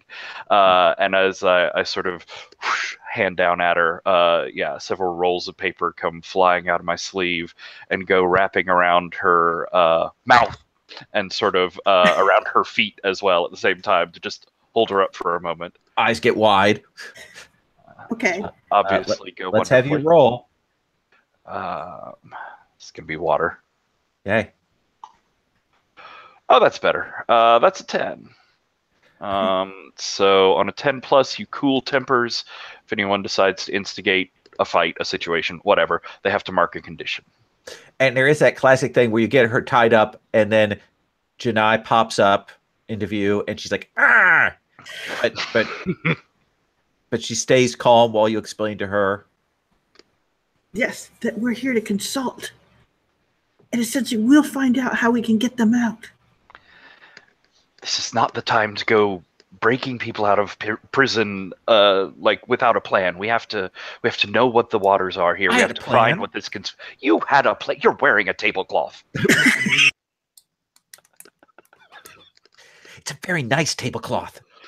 It's lovely. The flowers set off your eyes beautifully, but that's not the point. Okay, let's go in. And she will accompany you in, and so you can make your way in. We'll cut back to you in a moment, arriving at the cells undetected. Nice. So, Kaijin, tell me about this performance that you wish to do. The main reason was to somehow impress Renshu, but since she isn't here and since I'm taking part in this conspiration, I suppose the songs that I'm playing, we can actually hear me like playing and singing, and those are like the songs of Ox Pilgrim Society, that they telling of their past deeds, because this is because I'm mostly trying to remind everyone how awesome and good the Pilgrim Escort Bureau is, and maybe then there are some songs.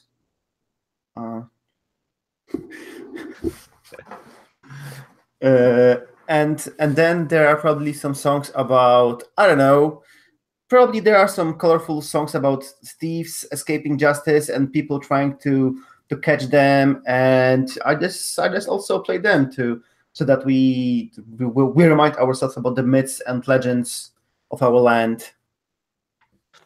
That's perfect. Play that beautiful. Your skills. I mean, as you said, your training partially comes from the musical playing, and that's everyone can see that the gifts that you have. Why don't you? What are you going to roll with? Stability, focus, creativity. I will just keep going with fire because it seems that I'm just like about the passion mostly and about creative. No, this is not creativity because I'm just replaying something. Awareness, wisdom. I will risk it and I will go with water because it takes wisdom to know the songs well, to play them accordingly, and it takes flexibility to play on this instrument. And I did mention that this is part of my training, so I'm going to go with the water. That sounds great.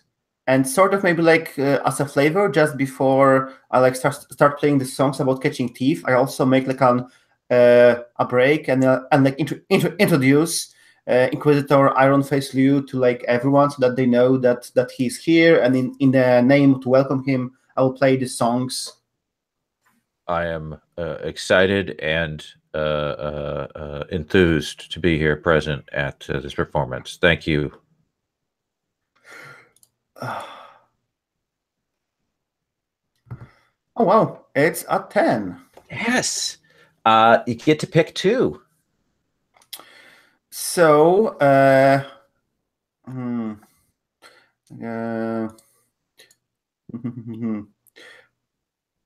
think I will clear just looking at the options. Create a bond, gain a favor. I think I will clear a condition and gain a favor from Inquisitor Iron Face Liu because I was the one who like officially like welcomed him here and played the songs for him, so he feels a little bit grateful for me. Yes, he knows that you're kind of an outsider. You come from another clan, and so there's some sympathy there, and he will come to you after the performance, and he will say, "That was incredibly moving, and I could feel my heart turn. It sounds to me like, as a young man, that you have suffered for love. I certainly understand those feelings and sympathize. If there is anything you need while you are here, please call upon me, and I will endeavor to assist you." Thank you, Inquisitor. I'm deeply grateful. I wish you a pleasant day, and who knows, maybe I will come and talk to you soon. Please do. And we'll cut to the jail, and so I sort of love the idea, especially with the 10, like that conversation was actually intercut through like the recording of Kaijin's performance, and that's like scoring that whole conversation with shots going back to Kaijin in the middle of his passionate performance, and like this whole jailbreak scene I think is also scored to that song. Oh yeah, we're hard fast cutting between all these pieces. Nice. So you will arrive at the cells. You will see that there are, of course, the common criminals there. But there's a private cell for Magister Gao, and you can see that down a little ways. There's a private cell for Su Wei.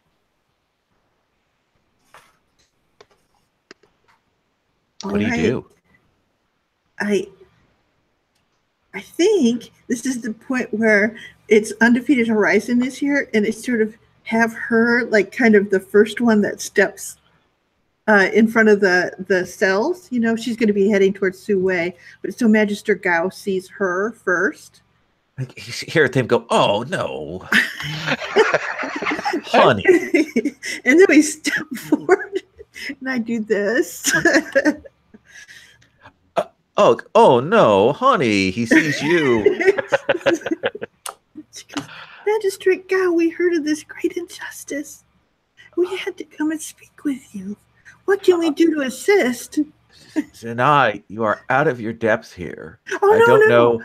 I have help from a friend. I don't make Renshu step in.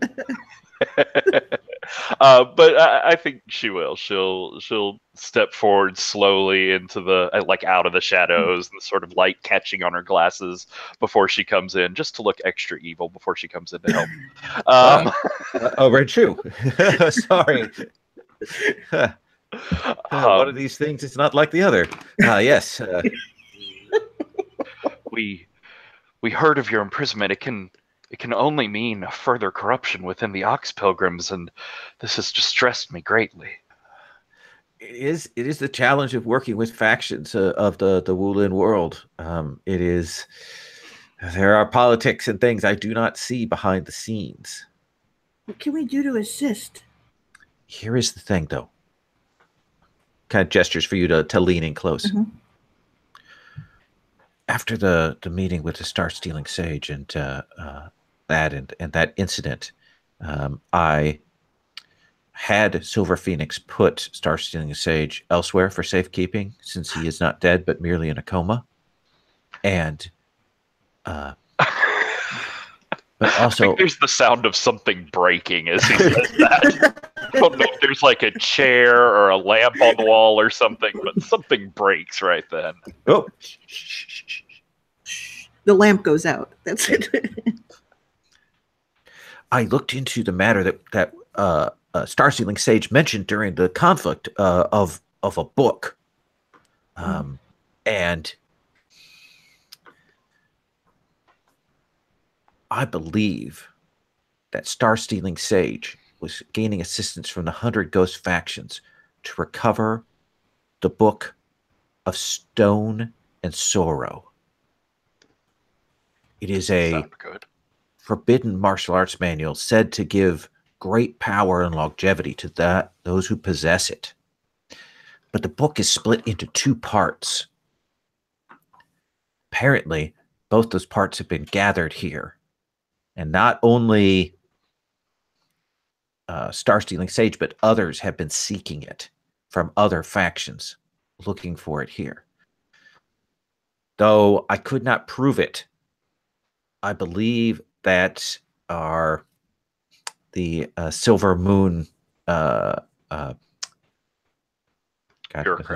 bureaucrat. I believe that he possessed half of the book.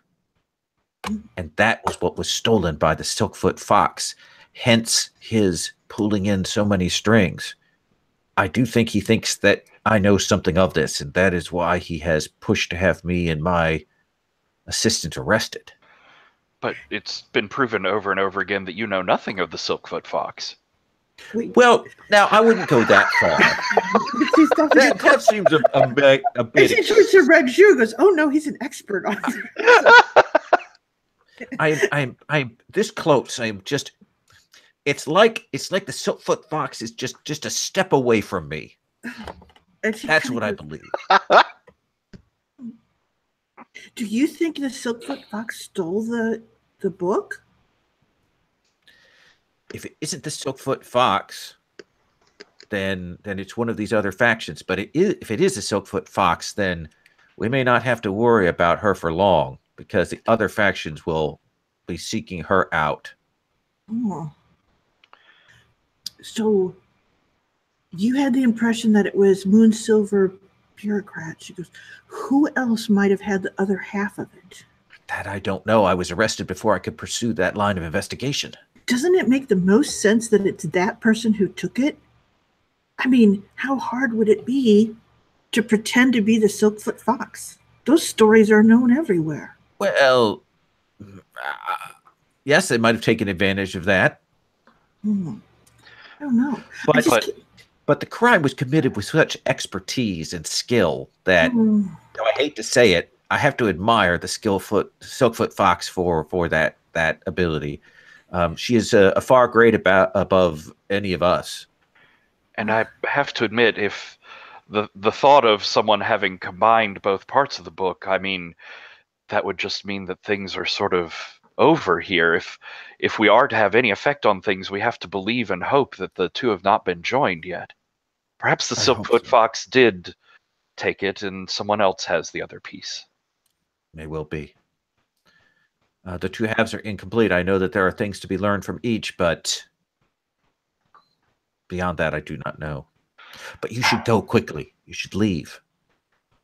Before we go, if you say, fine, you are an expert on the Silkfoot Fox, how can we attract her attention? How could we get a meeting with her? She only targets the corrupt. Only targets those who perhaps need to have things stolen from them. Now it sounds like I'm admiring her, and I don't admire her. But there is perhaps something admirable in her targets. I do not know beyond that. Who else here might attract her attention then? Oh, let me think. There is one, a money lender and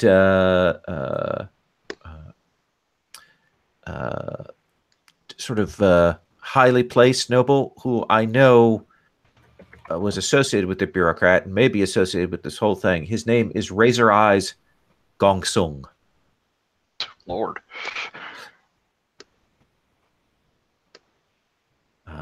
Perhaps him. All right, we'll stake out his place, see if we can catch the Silkfoot Fox at her job. And probably about that point is when you're hearing, no, you need to leave. And you see her, no, I'm going to break you out. No, you need to get out of here. I'm going to break you out.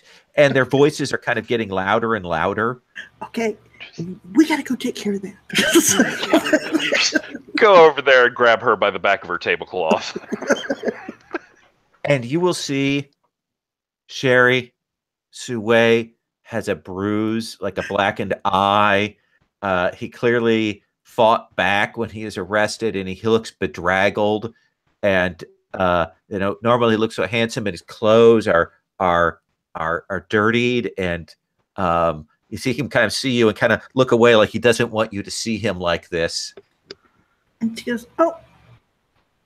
She goes, "I think I want to roll." Okay. Inner conflict. Oh, I did? Okay. I think that's what we're going to start with you.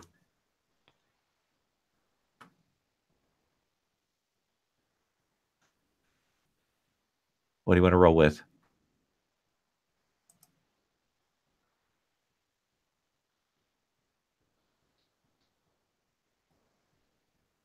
Metal, I'm going to try to stay in control. Okay, roll. Okay. Come on, dice. You don't have to be awful. Yes, you do. Do It has to be awful. it. Oh, that's so perfect.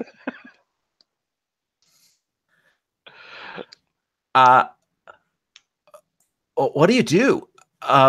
Because you kind of gasp loudly, and it carries, and the other prisoners wake up, and there's that sort of hue and cry from them. Break us out too! Break us out! Yes, get us all out of here!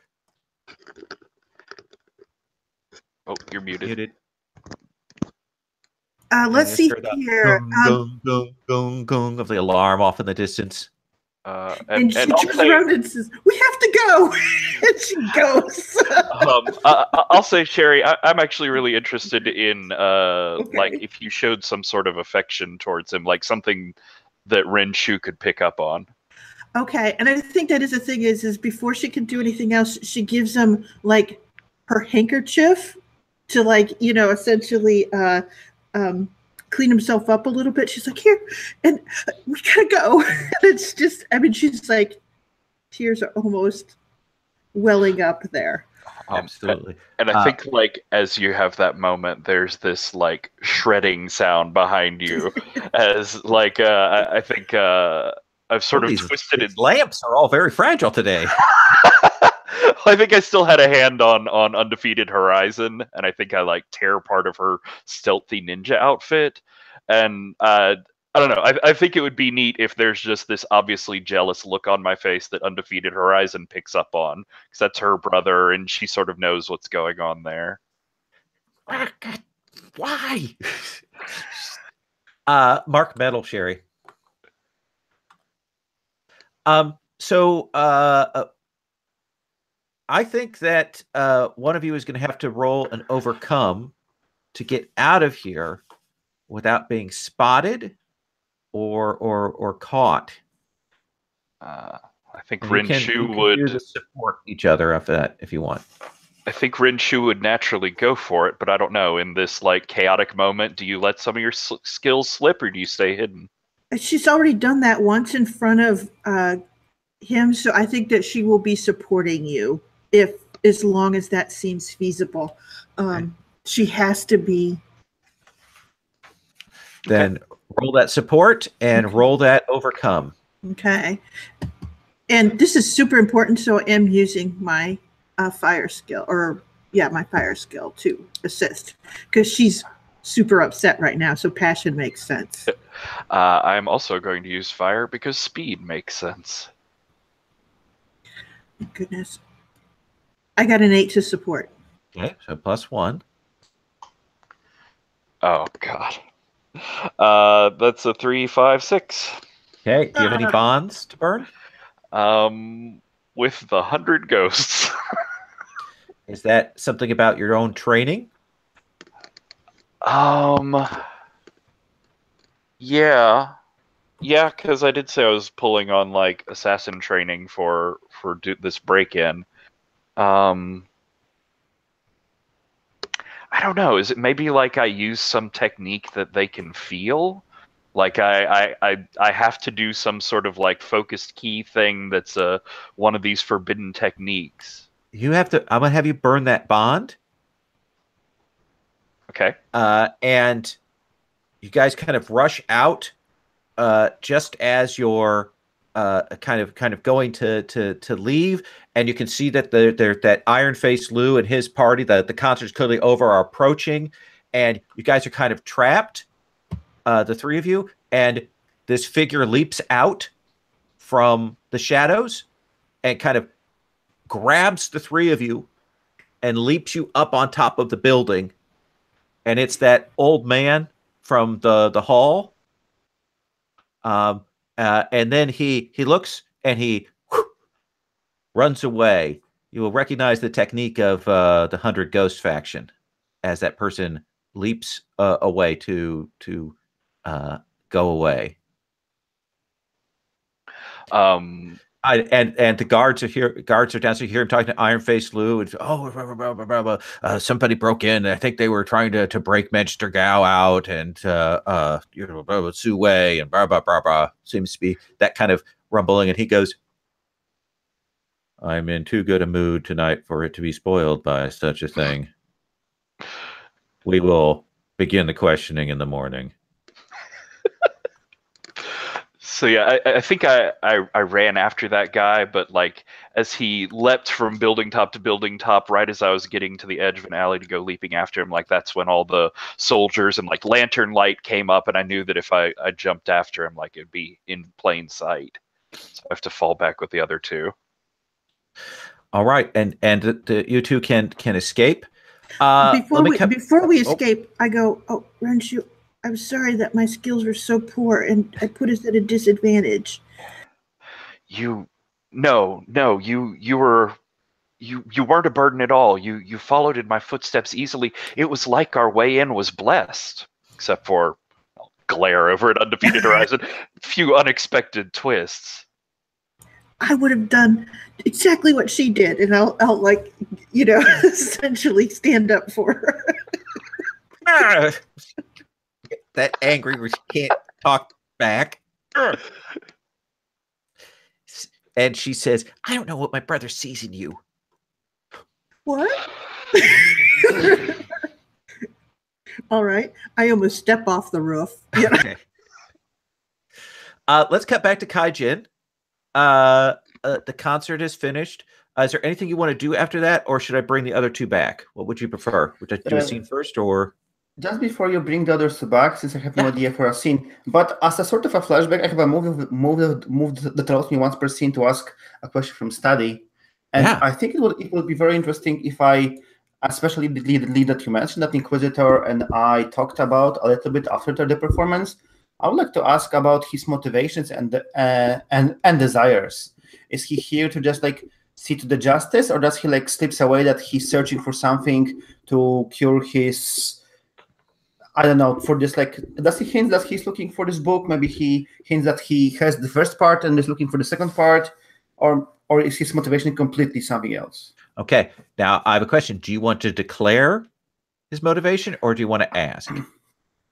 I'm not sure if I can, because it's specifically the move specifically says once per scene you may ask a question from study list. Oh, that's right. That's right. So good catch. So I think it doesn't allow me to like reveal a detail. Okay, that's perfect. He will say to you, not directly, but obliquely through the conversation. He's clearly been sent here by highly placed people in the factions. He knows that there's something more to this, that there's something at stake, something that other people are looking for, but he's going to carry out his job. He's going to do what he's been sent to do, and find the Silkfoot Fox. And he suspects that the Silkfoot Fox has stolen something important to someone. So his motivation is simple. So his motivation is simply to just catch Silverfoot Fox and just play along to his master wishes. Yes, he suspects that there's something deeper going on, but he is more focused on doing the job that he has been given. Yeah. So maybe like the three of us can meet on some like town in some like maybe not the best clean tavern. Yeah. Like somewhere in the like corner, everyone with like a sitting around the table with a hood, so that we are pretending not to be easily recognizable. And it's strange because there are four of you, and you'll see Undefeated Horizon is there at the table. Also got her disguise. Conspirator. Oh, you see, she's got a little mustache that she's painted on. Oh, Horizon! I didn't expect that you will come with Renshu and Janai. And you did you paint this mustache? Oh, no, I don't know what you're talking about. She gets it off very quickly. I don't know. It seems Undefeated Horizon had similar ideas to us and wanted to explore these conspiracies, right?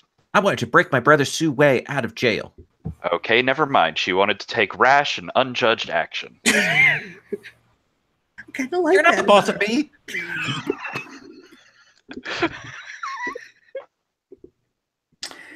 So how did it went? How did it went? And that's the point at which Undefeated Horizon gets quiet and kind of looks down and doesn't say anything. And she goes, I think Janelle's saying, no, I think it was a good thing. They kind of caught on to us at the end, and if it comes to it, Sue, you could just say that you broke in to check on your brother, rather than. I mean, it's just a family thing, right? Yes, it would make a lot of this blow over if you just admitted to breaking in there. No, don't unless they.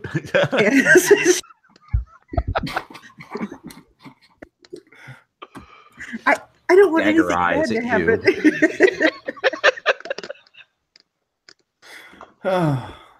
Well, what do you think, Kaijin? What should we do? So have they seen the three of you, or did they just know that there was a break-in? I think they knew that a few girls broke in, and Sue is pretty cute, so. This beer's gone bad. Yeah, I look on the. Wow. I look on the horizon. No, so I'm just like looking at the three of you and just like, do we have like a follow-up plan on what we are to do to prove the justice and that Magister Jeter Zhao and his assistant are innocent? We we need to find the pieces of this book, whether or not it proves the innocence of the Magister. It would be wonderful if it did, but more importantly, we need to get this book out of the hands of the wrong people. So that means either setting up a meeting with the Silkfoot Fox, or trying to intercept her at Razor Eyes or something. Yes. Yes. At Razor Eyes' place, or trying to track down the other half of it. I think that's it, is that she must be working on tracking it down right now. So if we can figure it out where it is, then that's where we can find her. Do we even Let's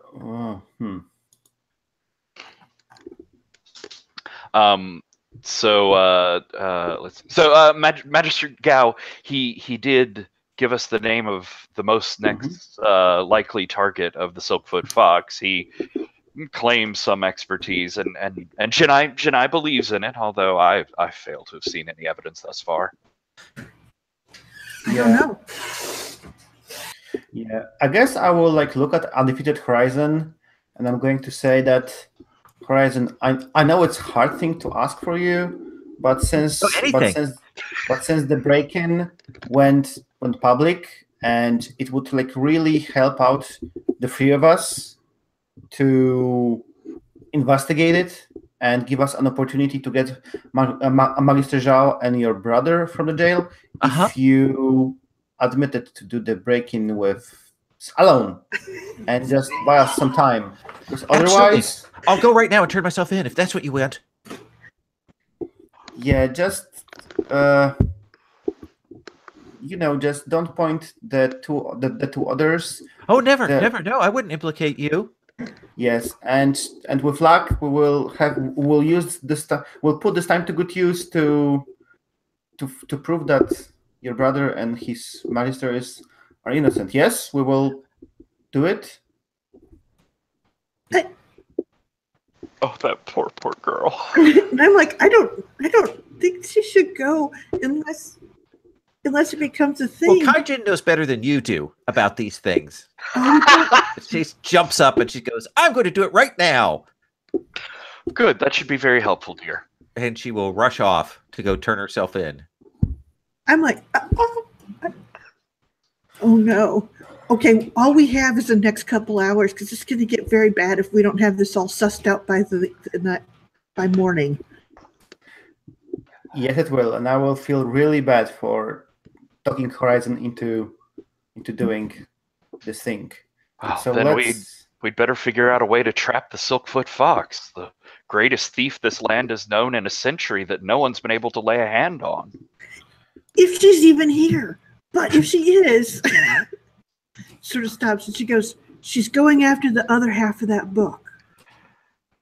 He thought it might be Razor Eyes Gong Song. But it strikes me, well, would they both know who had the other half of the book? Because then they would suspect each other. So I think what we need to do is get a rumor going around about the books, and that everyone thinks it's the one who has the other half of the book. Then we'll see who the Moon Silver bureaucrat goes after. That's Doesn't interesting. that make sense? So, I'm sorry, spread a rumor of what exactly? That the person who has the other half of the book is the one that stole it from Moon Silver bureaucrat. Okay, so sort of spread rumors about the book and say that the obviously with the theft from him, someone's put it together or something. Okay. Because then the Moon Silver bureaucrat would have to actually have a force of people with him, since he's going against someone who has one of these ultimate books. So you think, as the bearer of one half, he has a better insight into the other half. That's wise. That's a good idea. If they are in cahoots. If they aren't, then we'll at least have who he suspects.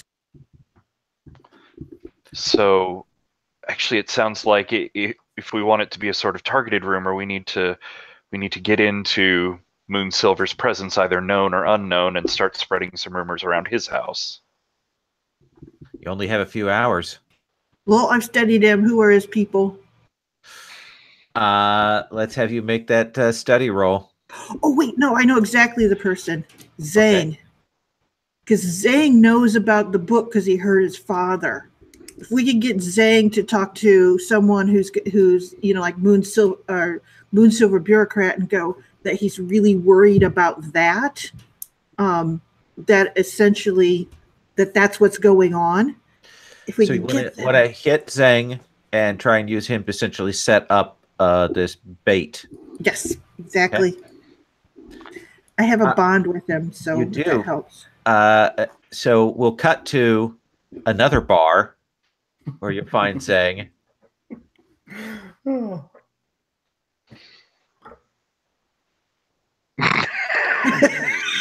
it really is a time-sensitive matter. We really there's not a lot of we really need your clearest mindset, and we could use talking to. Oh, are you done now?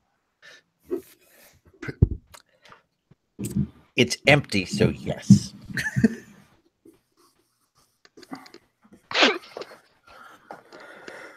But we're saying. So, Renshu will explain to you what you need to do. We've heard the corruption in this faction, and from your father has come from the promise of this evil book of unsanctioned methods, and we know that, or we suspect that half of it was stolen by the Silkfoot Fox from Moon Silver bureaucrat. We need him to believe that actually the person who had the other half of the book is the one who stole his half of the book, so that he'll go to the person that we suspect he knows has the second half of the book, since he had the first half of the book, and then he'll lead us there to the second half of the book, and we can get it all together and solve this whole corruption. Makes sense, right? Sure. So you want me to point him towards Gang Zin? No, you just have to say that probably it wasn't the Silkfoot Fox that stole it. It was probably the guy who had the other half of the book. Yeah. Gang Zin, the Jade Brush guy. Woman. She has it? Wait, you know where the other half of the book is? That's why he invited those Jade Brush people. They were going to make a trade with him for the half of the book. He apparently had another person who had the other half. The Jade Brush School had half of a forbidden tome from the 100 Ghosts faction? That's not from the 100 Ghosts faction, as far as I know. I think it's just an old forbidden tome, but that's who I thought had the book. Oh my gosh. That makes so much sense. So I think as an alternative, no, you need to start spreading a rumor that the Silkfoot Fox was the one who stole that book, and that now she's on. That's what everybody thinks. But anyway, now that she knows that Gang Zhen has the other half, that she's on the hunt for him tonight. That's where both halves of the book will be. Wait, what? Okay. I don't understand. No, it's okay. I have this figured out. Wait. So you just need to go and make sure that Moon Silver knows that this is going down at Gang Zhen's, that Star Sealing Sage and Gang Zhen and both half of the books will be there, and he'll come make a big mess, right? I think you solved the crime. I think it was Gang Zhen who stole it and pretended that she was Silkfoot Fox. And she has both parts of the book. Kai Jin, do you think that Gang Zhen could really pull off the grace and style of a Silkfoot Fox infiltration? The Magister seemed so sure. No. There's no thing that there was any particular grace to this. All we heard is that they think it's Silkfoot Fox because they saw someone in fancy dress. Right now, Renshu, I'm not so sure. But Gengjin, we had a discussion earlier, and she went away somewhere. And I think I have to track her and simply just ask her politely to give me the other half of the book. But then Silver Fox will come to us because we will have the other half of the book. Yeah, let's just forget spreading the rumors. Let's just go to Gengjin. And just as, can I redirect that we're trying to make sure that Magistrate Gao is not imprisoned for not solving a crime by the Silkfoot Fox? Yes, we will get the half of the book. Silkfoot Fox will come to us, and then we will capture her, and we'll turn her in to free the Magistrate Gao and his assistant. Or we could confront her with the wrong path that she's taken, and maybe try and put her on a road to redemption, a more stable place in society. What if she wasn't the one who did this? But then who? Gengjin? Maybe. I don't know. She seems sort of old for that sort of thing, doesn't she? Yeah, that's true. All right. Well, Inquisitor is kind of here on a job of capturing Silkfoot Fox, so unless we get some something from her, he might be unwilling to release Magister Zhao. He's just here doing his job that he believes is true. Look, we can figure out the details of this complicated conspiracy when we get into it. I say we don't have much time. We need to leave now. And as I stand up and sort of clap Zhang on the shoulder, I'll say, thank you. Your help has been invaluable here. I'll lay down some coin for him to get another bottle. Yes. Thank you, pretty lady. So my understanding is that then you want to try and find Gengjin? Yes. Yeah, I think all of our complicated plotting has come down to let's punch Gengjin in the face and see if we can figure out what happens next. Yeah, which is why she kind of goes back and says, saying you should tell someone about Gengjin. I don't want to get involved in any more of this. Except that there's going to be a lot of murder that follows her if they don't catch her. She says that quietly to him, like outside of the hearing of the others. Okay. I'm sorry. I know this is hard. It's okay. I've got a few more coins. So after I finish this next bottle, I will go straight home. Okay. And then I will take a couple of those coins so he doesn't keep on buying more. Okay. Ah!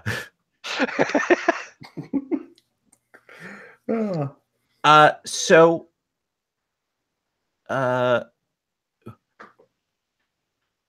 let's let me think how I want to do this. Yeah, I also lost the point of how finding the both part of the book will free Magister Gao, but let's just go and see how this will happen. I think you have this thing. So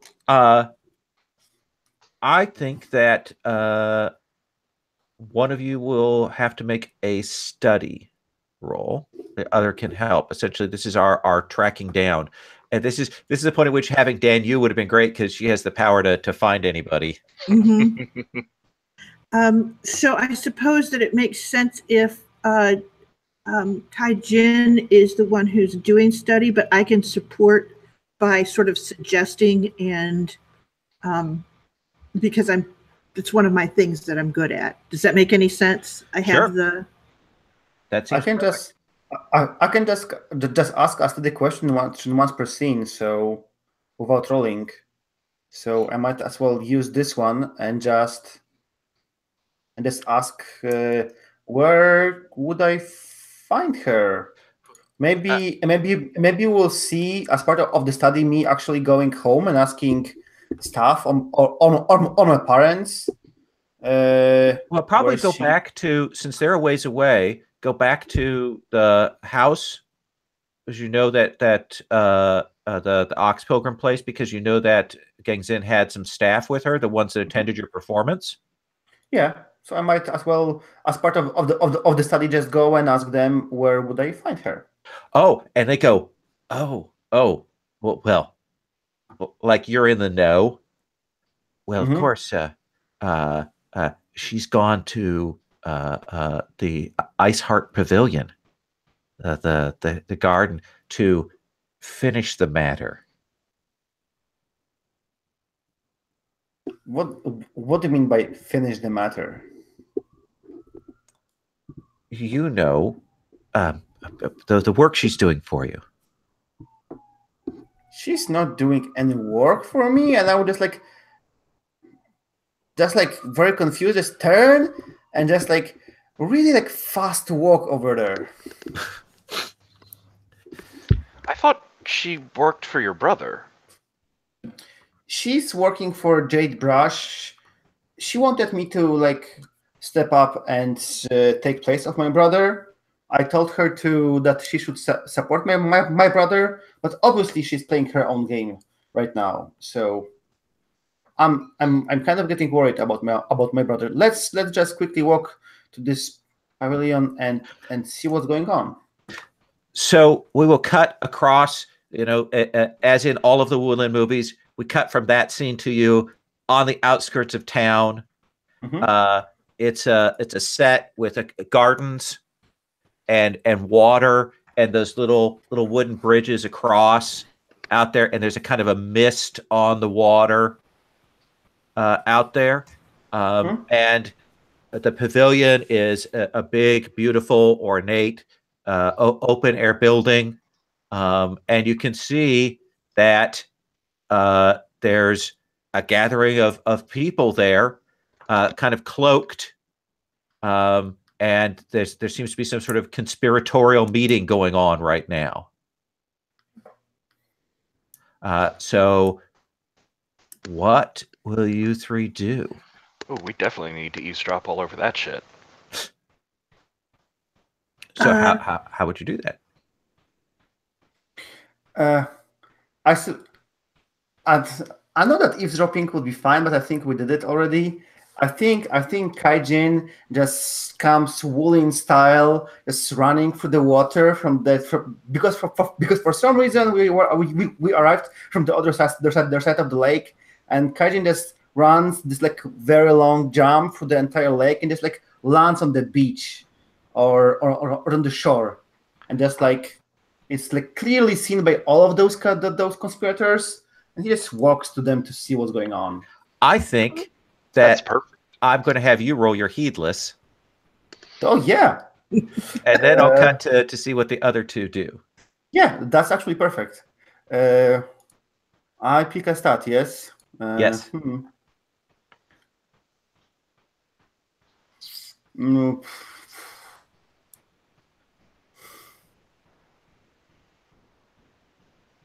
What are the options on the heedless? And then you're taking unaware. Yeah. I think since I suspect something crazy, something not what I planned might be going there, so I need to get there quickly. So I think I'm heading there with fire and speed. Okay, let's have you roll. Oh yeah. I mean, no interesting options over there. So a 12. Okay, yeah. I'm going to come back to you to do the revelation on that in just a second. Cool. I want to see what are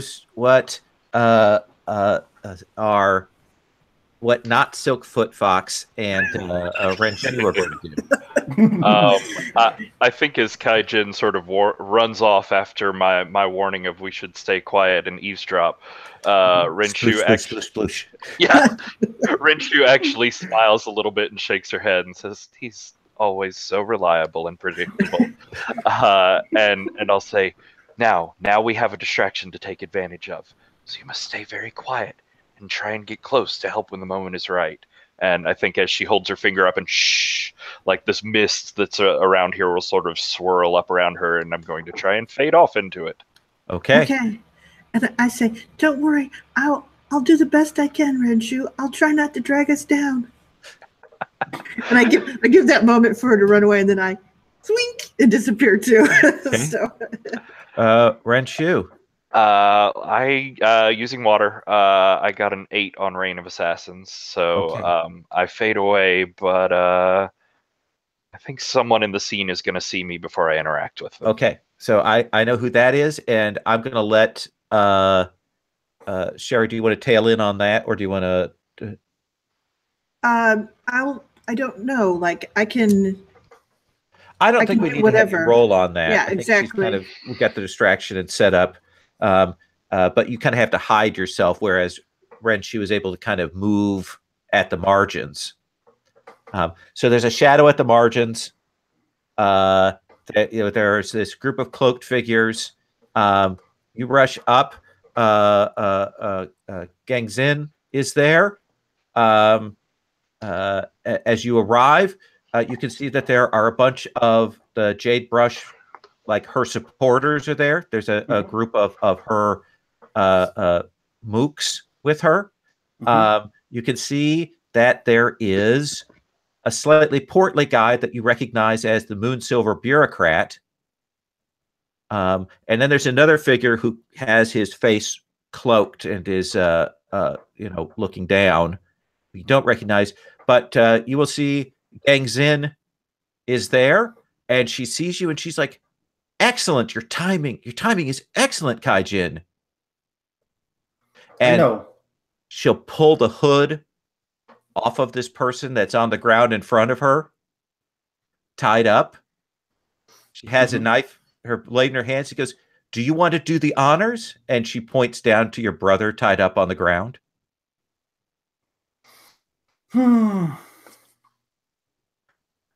I sort of like try to pull off this a stunt that I did not expect that, and I just say, "In a moment. First, I was told you hidden a secret from me. It is said I was told that you have a half of a forbidden book. I want it." And the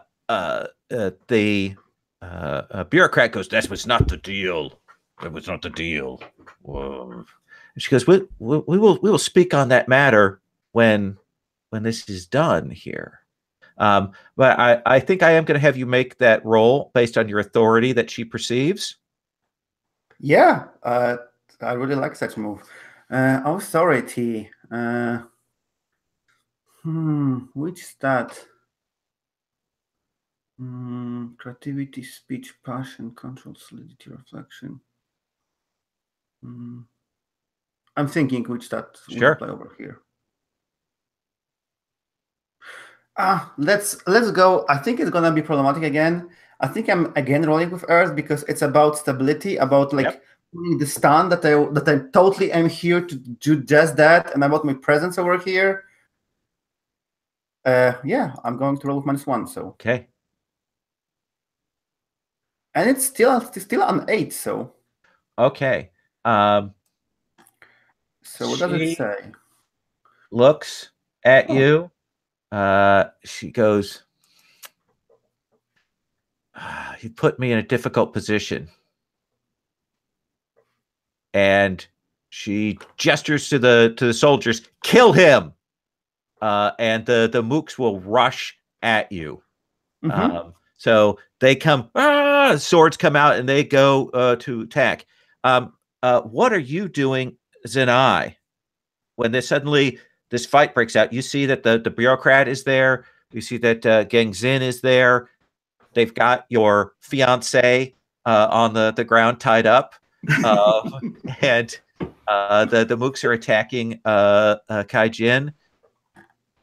I think my thing is I am doing a study to see if she has that half of the scroll with her. Let's have you make that roll. Okay. And I'm rolling one of my available +1s here. So, because I'm going to need to fight. So, and I think that's like water or metal, one or the other. Oh, no, I see nothing. I can still declare a thing because she's official. but that's about it, right? Yeah. You can ask a question because you just have plus on hold on study, so you can ask a question or declare something, just like normal study do. Yeah. Okay. Where is she keeping that scroll? She definitely has it with her. However, you kind of step out a little far because you're trying to follow the action. And it's at that point that the Moon Silver bureaucrat sees you. Okay. And he'll go, there are others! And he leaps at you with the great, it draws out one of those, has like a walking staff that he throws the end off, reveals a blade, and he comes leaping at you to engage you. Okay. Girly scream. Okay. So I think I'm going to have you actually roll Take a Powerful Blow here.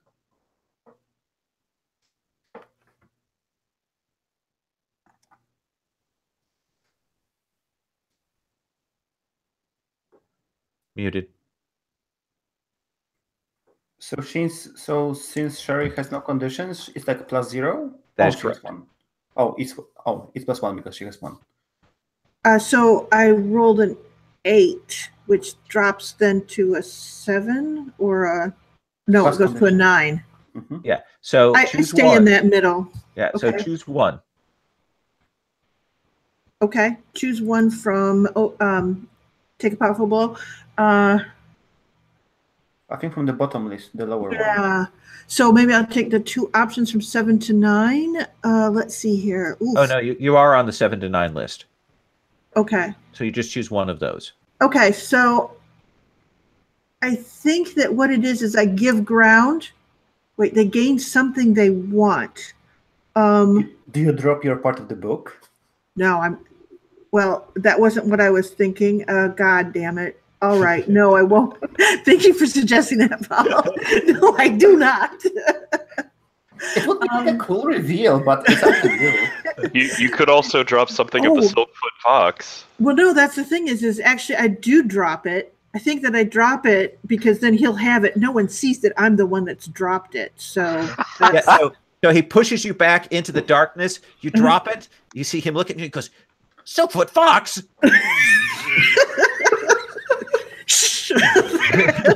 Okay. Ren Shu. Kai Jin is getting attacked by these mooks. And it looks like the bureaucrat is going after Zenai, but there's still 2 other figures there. What do you want to do? So 2 other figures, that's Gengjin and Mystery? Yes. Gotcha.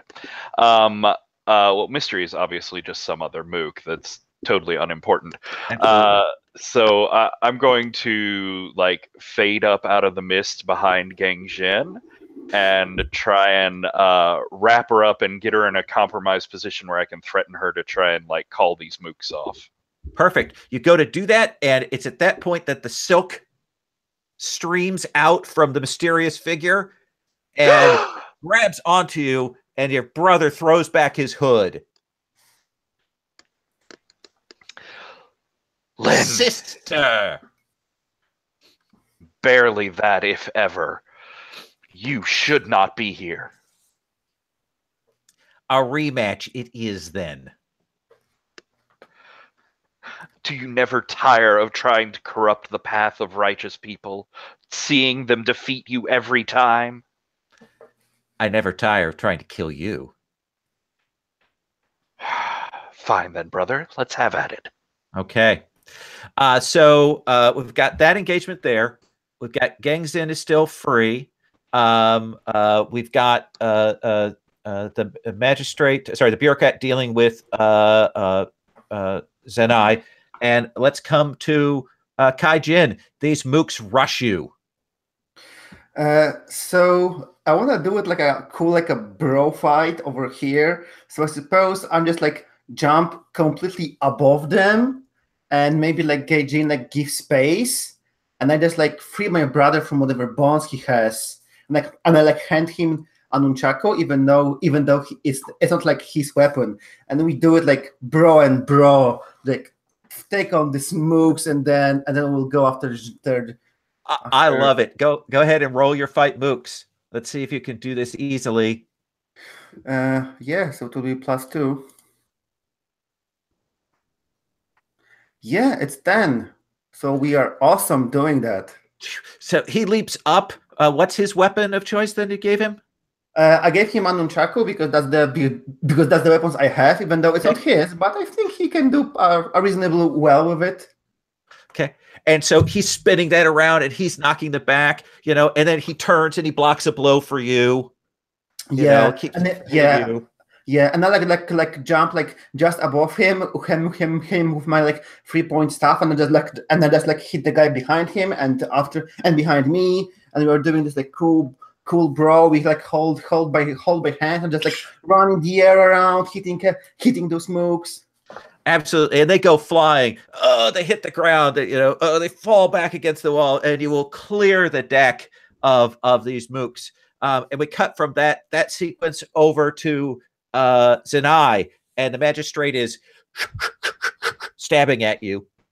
What are you doing? All right, I guess I'm going to engage with him, but in my improvised thing. So I've backed up. We're kind of up on the roof, right?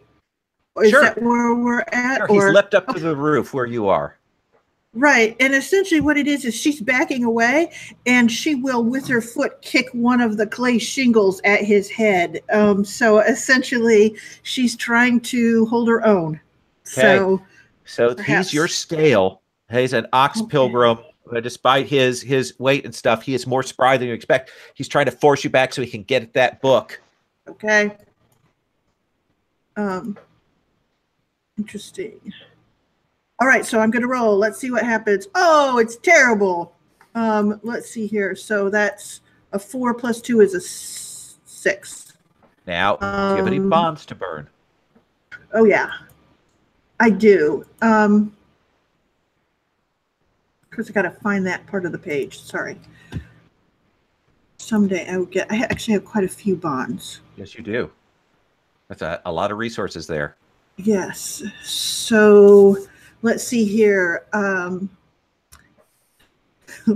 Well, I have Donahue, who is supposed to.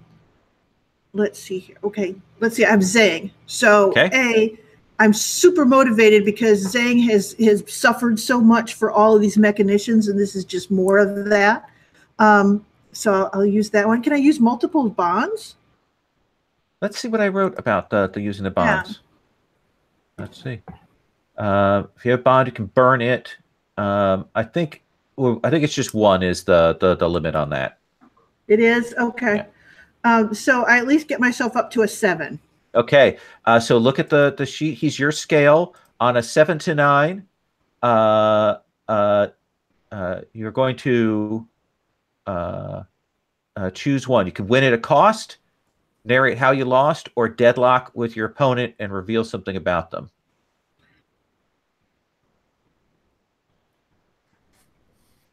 So, and can we engage again then? Or is this a one-time only? If you deadlock with him, then the situation is going to change. Something is going to happen after this.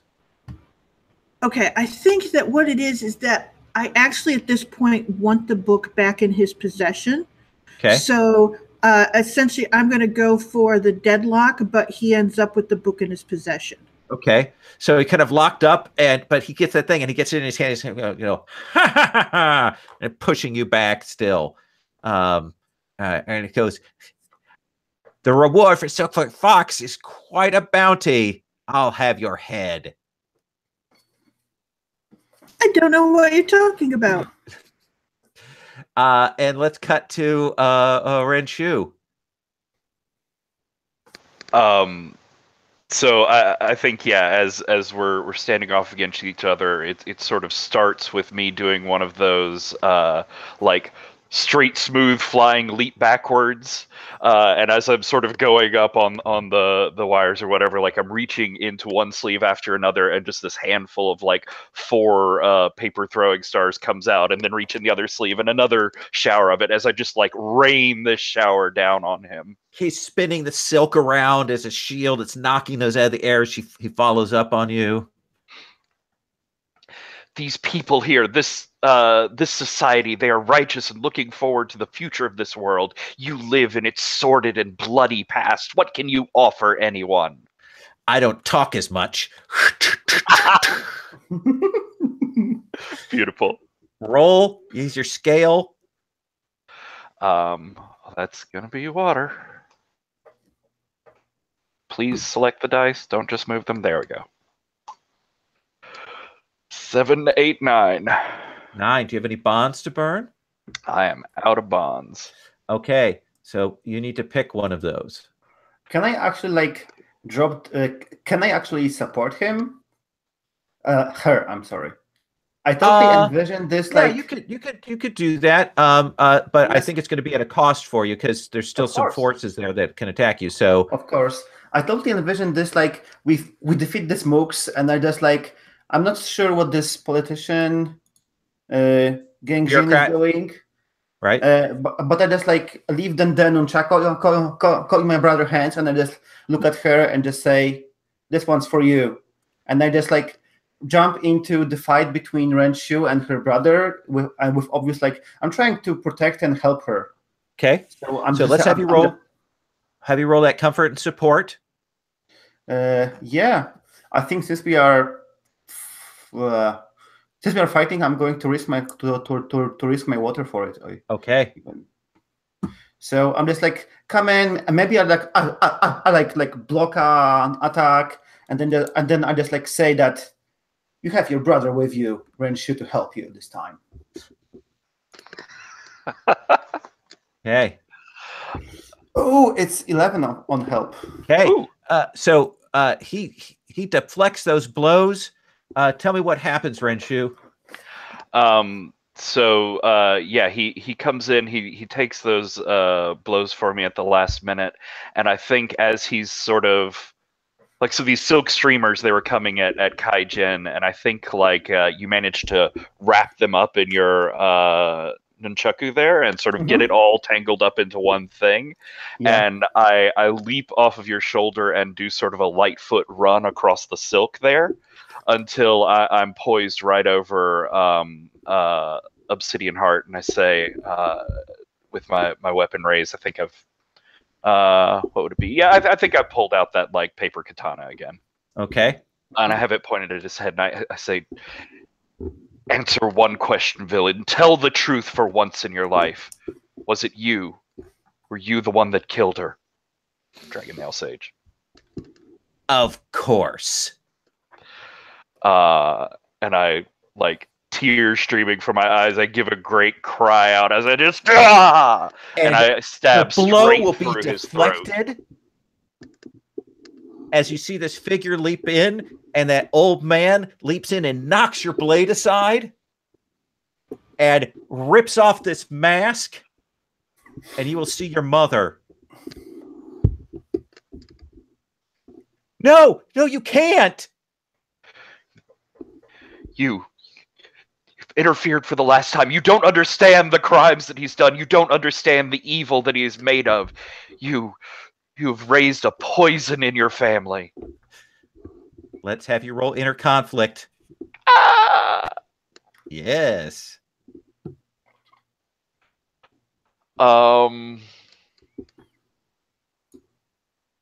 This is why I got my passion back. Okay. So we're going with fire. Jeez, that's 13. You can carry through. Do you carry through? Yes. He deserves to die for his sins. You drive that through. And catches him, and his body will collapse to the ground. And your mother throws herself on the body, weeping, just crying out like that cry from her soul as one of her children has killed the other one. And I'd also like to, because on the 10 plus, additionally, if appropriate, you may declare a change in the fiction. Absolutely. I think it happens in secret, and I don't know when the moment happens in here. But I would like to use my oh crap, I can't remember the name of anything. The Promise. Yeah. I would like to use the Promise to basically have him appear as be known as dead, but he ends up in a coma somewhere else, because I do believe that he deserved to die for his sins, but that doesn't negate the promise that I made to my mother. So you probably hit him in one of those vital chi spots to make him look like he's died. Nice. And your mother will grab him and maybe realize that's what's gone on and look at you and go to take the body. Leave, woman. Your family has paid the price that was demanded, and you have but one child. And not even that for long. I go to my adoption. You mourn your losses in private. And she'll leap away. Zenai, are you there, Sherry? I am. I don't know why I turned the camera off. I don't know either. Just But you can crazy. see that's going on. You see the Moonsilver bureaucrats like, okay. He can see that's going on. He'll see Gang Zin engaged with right now with Kaijin's brother.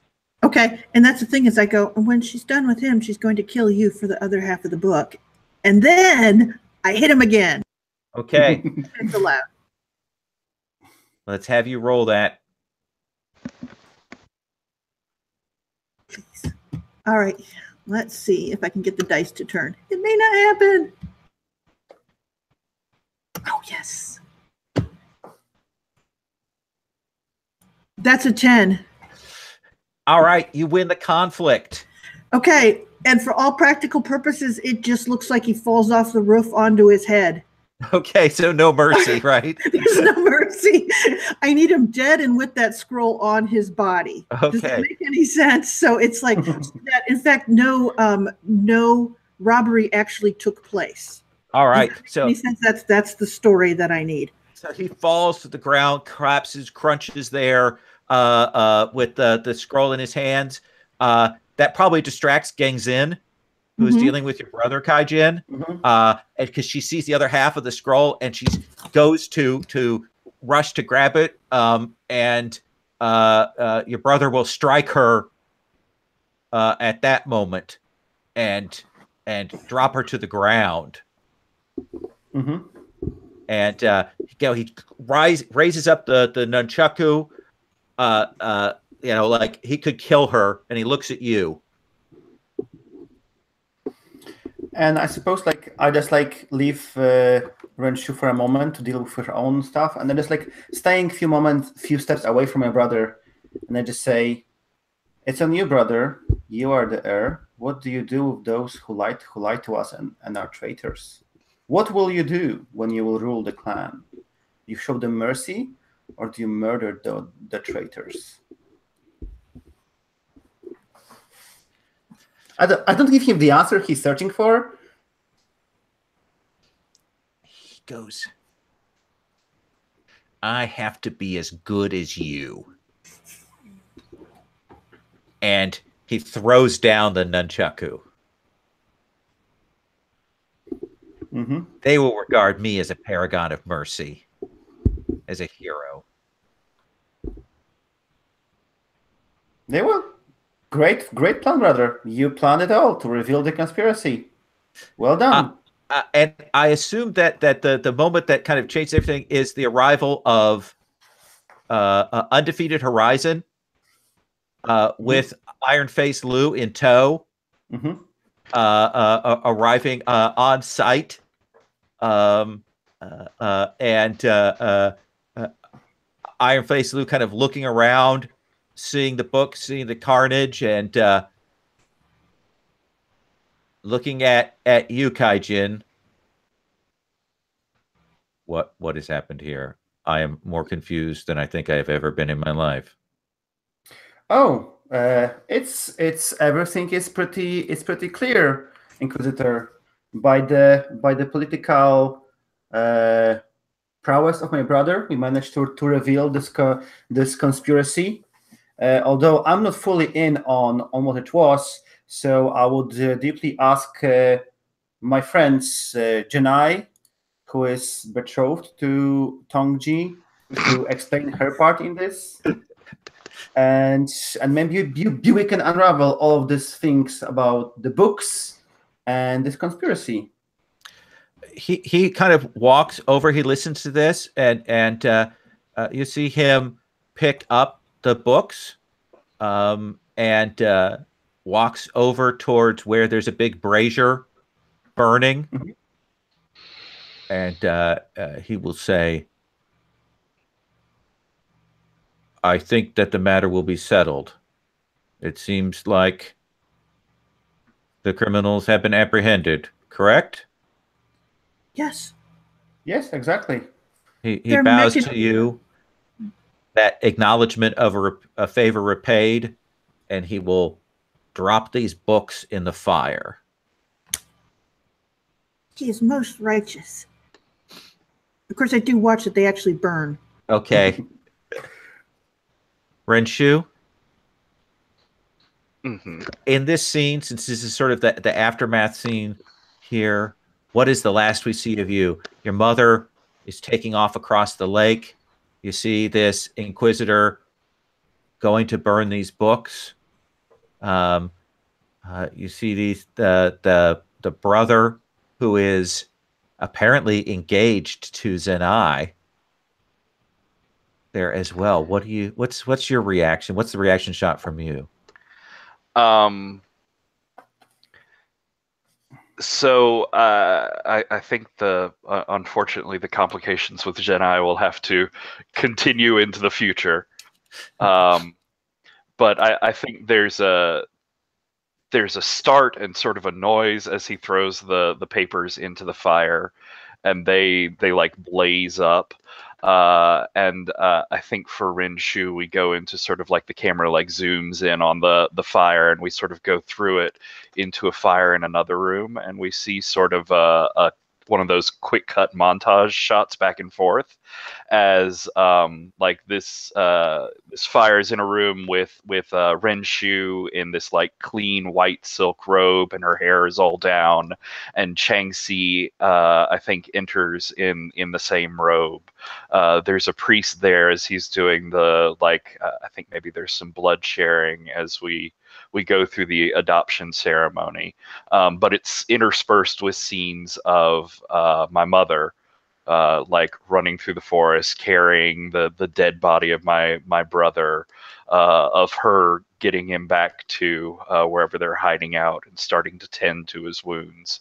And I think that's sort of cut back and forth between me being adopted into a new family, and then when the ceremony ends, like I retire, I have this beautiful sort of smile on my face. I go back to my room and I close the door behind me and sort of catch my breath as a different look comes over my face. I reach under the bed and pull something out, and as I do, it cuts back to my mother and my brother as she's pulling a bandage off his wound and inspecting it, and his eyes sort of burst open with this fire of hatred in them, and at the same time it cuts back to me laying out on the bed the real two pieces of the Book of Stone and Sorrow that I had switched out with a fake before they were burned, as I start sort of I'm going to ask because I'm going to pause here. Are you okay with that, Sherry, given that you said specifically you were going to watch for them being burnt? Yeah, because she's easily duped. She's incredibly naive. So I just want to make sure on that. Sorry. No, that's okay. I just want to confirm. But yeah, there's this sort of like greedy, dark look for a hunger for knowledge in her face, sort of cut next to the rage of her brother coming back to life. Kai-Jin, what's our epilogue shots sequence with you? I think we are back to Tongjin room at the family mansion, and I just like walk in dressed in my kimono, and we begin by having a ritual brother fight duel, yes. And after that we just like tired and like our clothes in disarray. We sit back at the table and have a really like heart-to-heart discussion with a brother about his role, about being on air, about how tough it is, and just a brotherly, nice talk, a discussion. Awesome. I imagine maybe there's a Go table as well. You can play that as you're drinking the tea. Awesome. I like the idea of you teaching him. Yeah, and then like the last thing is like Kaijin like stands up and says, "Well, brother, I'm leaving you toward being a good man and an heir to our father, and I go back to my teachings. I hope to see you another year when I go on another their pilgrimage." She's beautiful, but she's dangerous. You know that, Kaijin. I know. Bows his head to you as you leave. And Zenai, what's the epilogue with you? It's essentially me, and I'm sitting with Magister Gao and I'm telling them about how heroically Kaijin and Renshu figured out that the Moonsilver bureaucrat still had the book and used the story of the silken foot fox to call out the other person who held the book, so he would have a chance to get it. And essentially that it was all like Silkfoot Fox hasn't acted at all here. Well, I am relieved. And you will see Sue is like, wait a second, that look there, but he's distracted. So, yes, that's all. Okay. So there we are. We are done with the session. We are done with 4 sessions of Hearts of Wulin. Got some nice things tied up there. Should we do a Roses and Thorns? Do you guys feel like doing that? Yes, let's do it. A little debrief. So let me see. I'll start with Thorns. Let me see what I want to say about that. There was one scene with the sort of the planning when you guys were figuring out what to do there in that sort of second half that I think maybe I let go a little long. I as a GM, I probably should have cut in there, and it felt like it rolled over the same territory a couple of times. It's the only scene that I was like, okay, that felt a little like we're at cross purposes. So I could have done better managing that scene. I got a little confused, yeah, but it led to great stuff. Patrick, Thorns? I really cannot think of any Thorns for gameplay. Like I love how this story played out. I loved how y'all played. Playtesty type responses. Let me see. I think we used every move except maybe misunderstanding at some point. Yeah.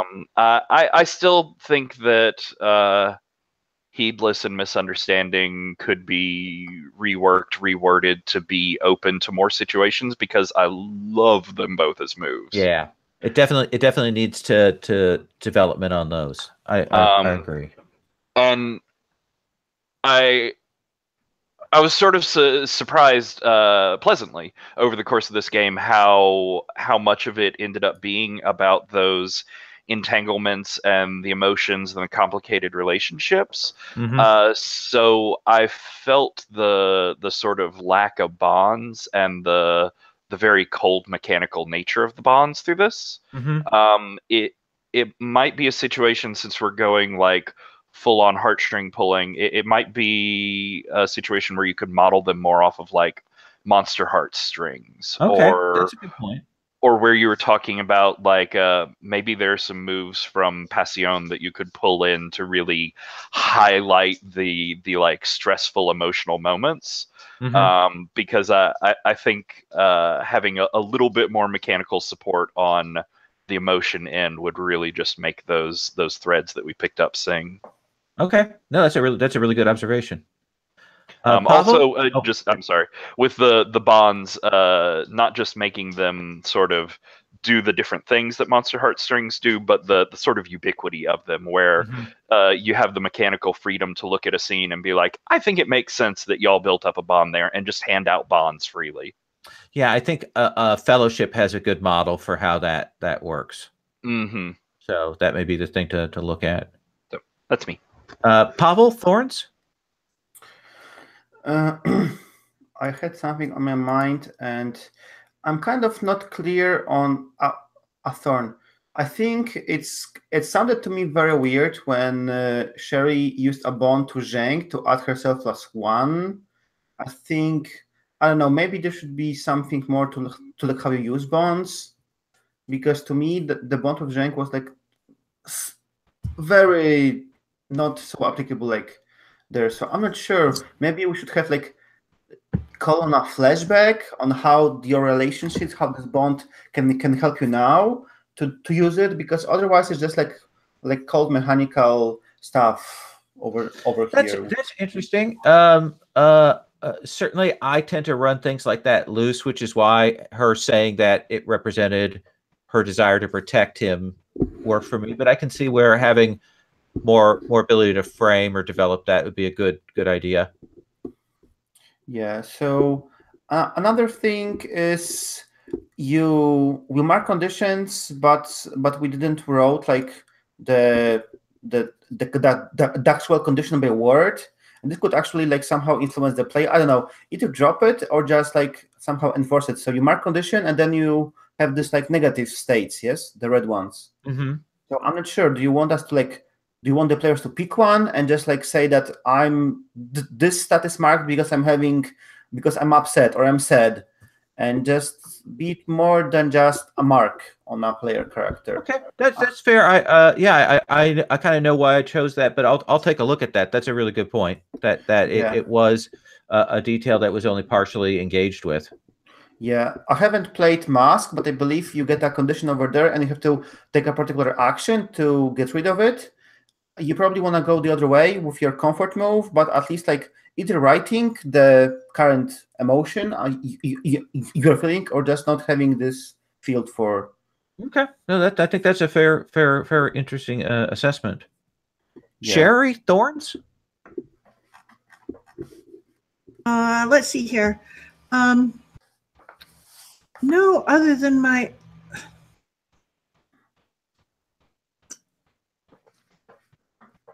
I think my own play, I tend to rush my turns because I'm more interested in everyone else's turns. so I may have done a disservice to Janai. But and also because I play her as naive, that was my thing of it, that I probably didn't lean into some of the things because I wanted it to be, what do you say, to give everyone else opportunity, but I probably should have leaned into her things more. Does that make any sense? Okay, So no, I think that's a fair assessment.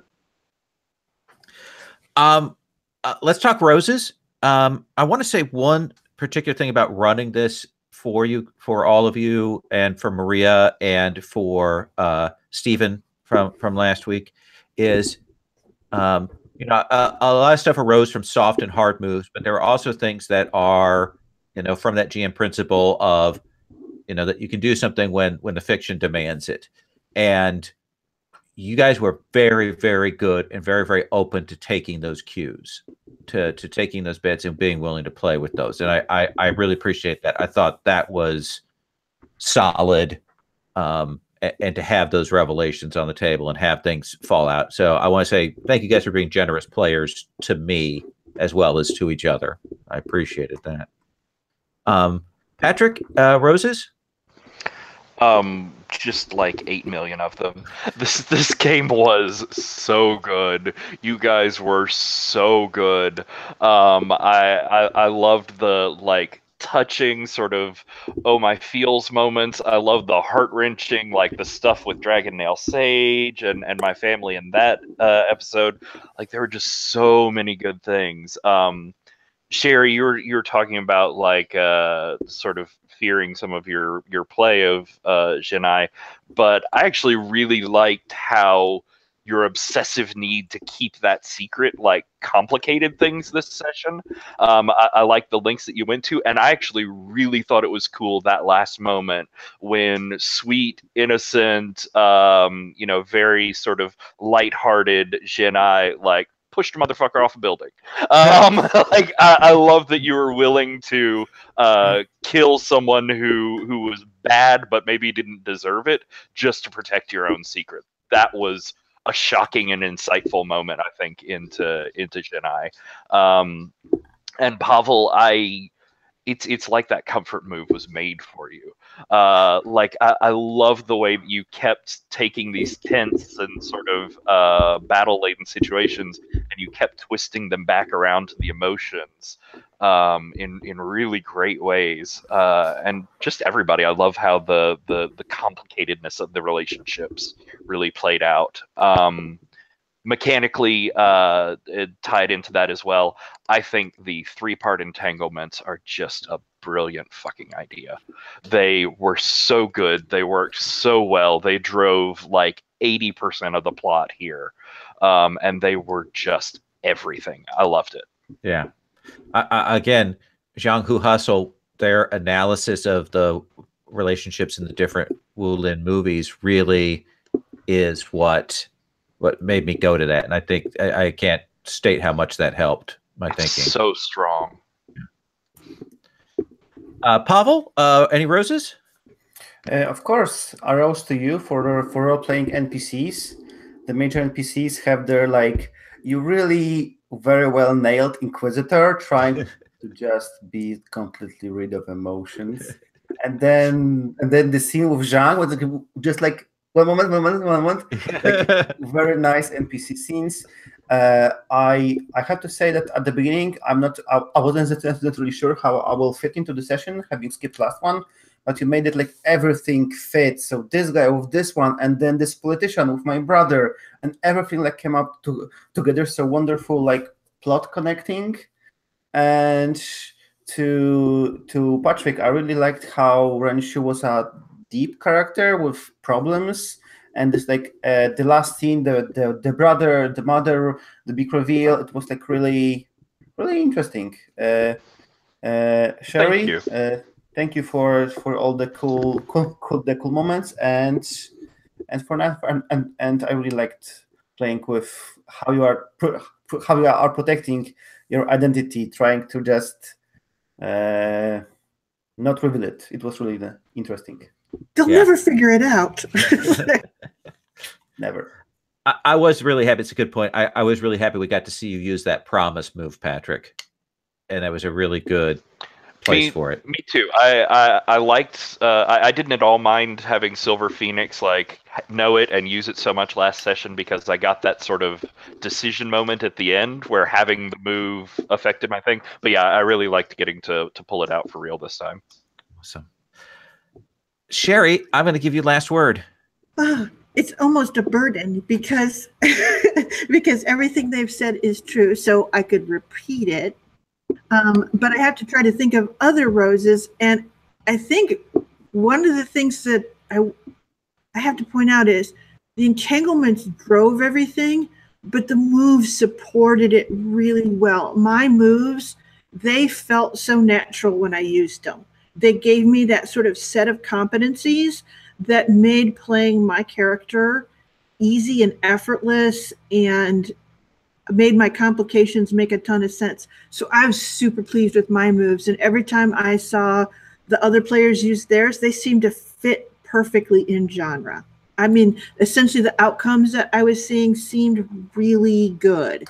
Some of the basic moves may need some cleanup. Just like I said, it would be fun to use misunderstanding for more things. It would be fun to look at heedless and go, I mean, because there's different scales of heedlessness to go, can you, but because those are the kind of things you want to do. Right. But I feel like the moves that I had for my actual character really fed the fiction well. Awesome. I am glad to hear that. Thank you guys very much. That was a very cool 4 weeks. I appreciate you guys giving me your Sundays. And I'm going to stop the broadcast.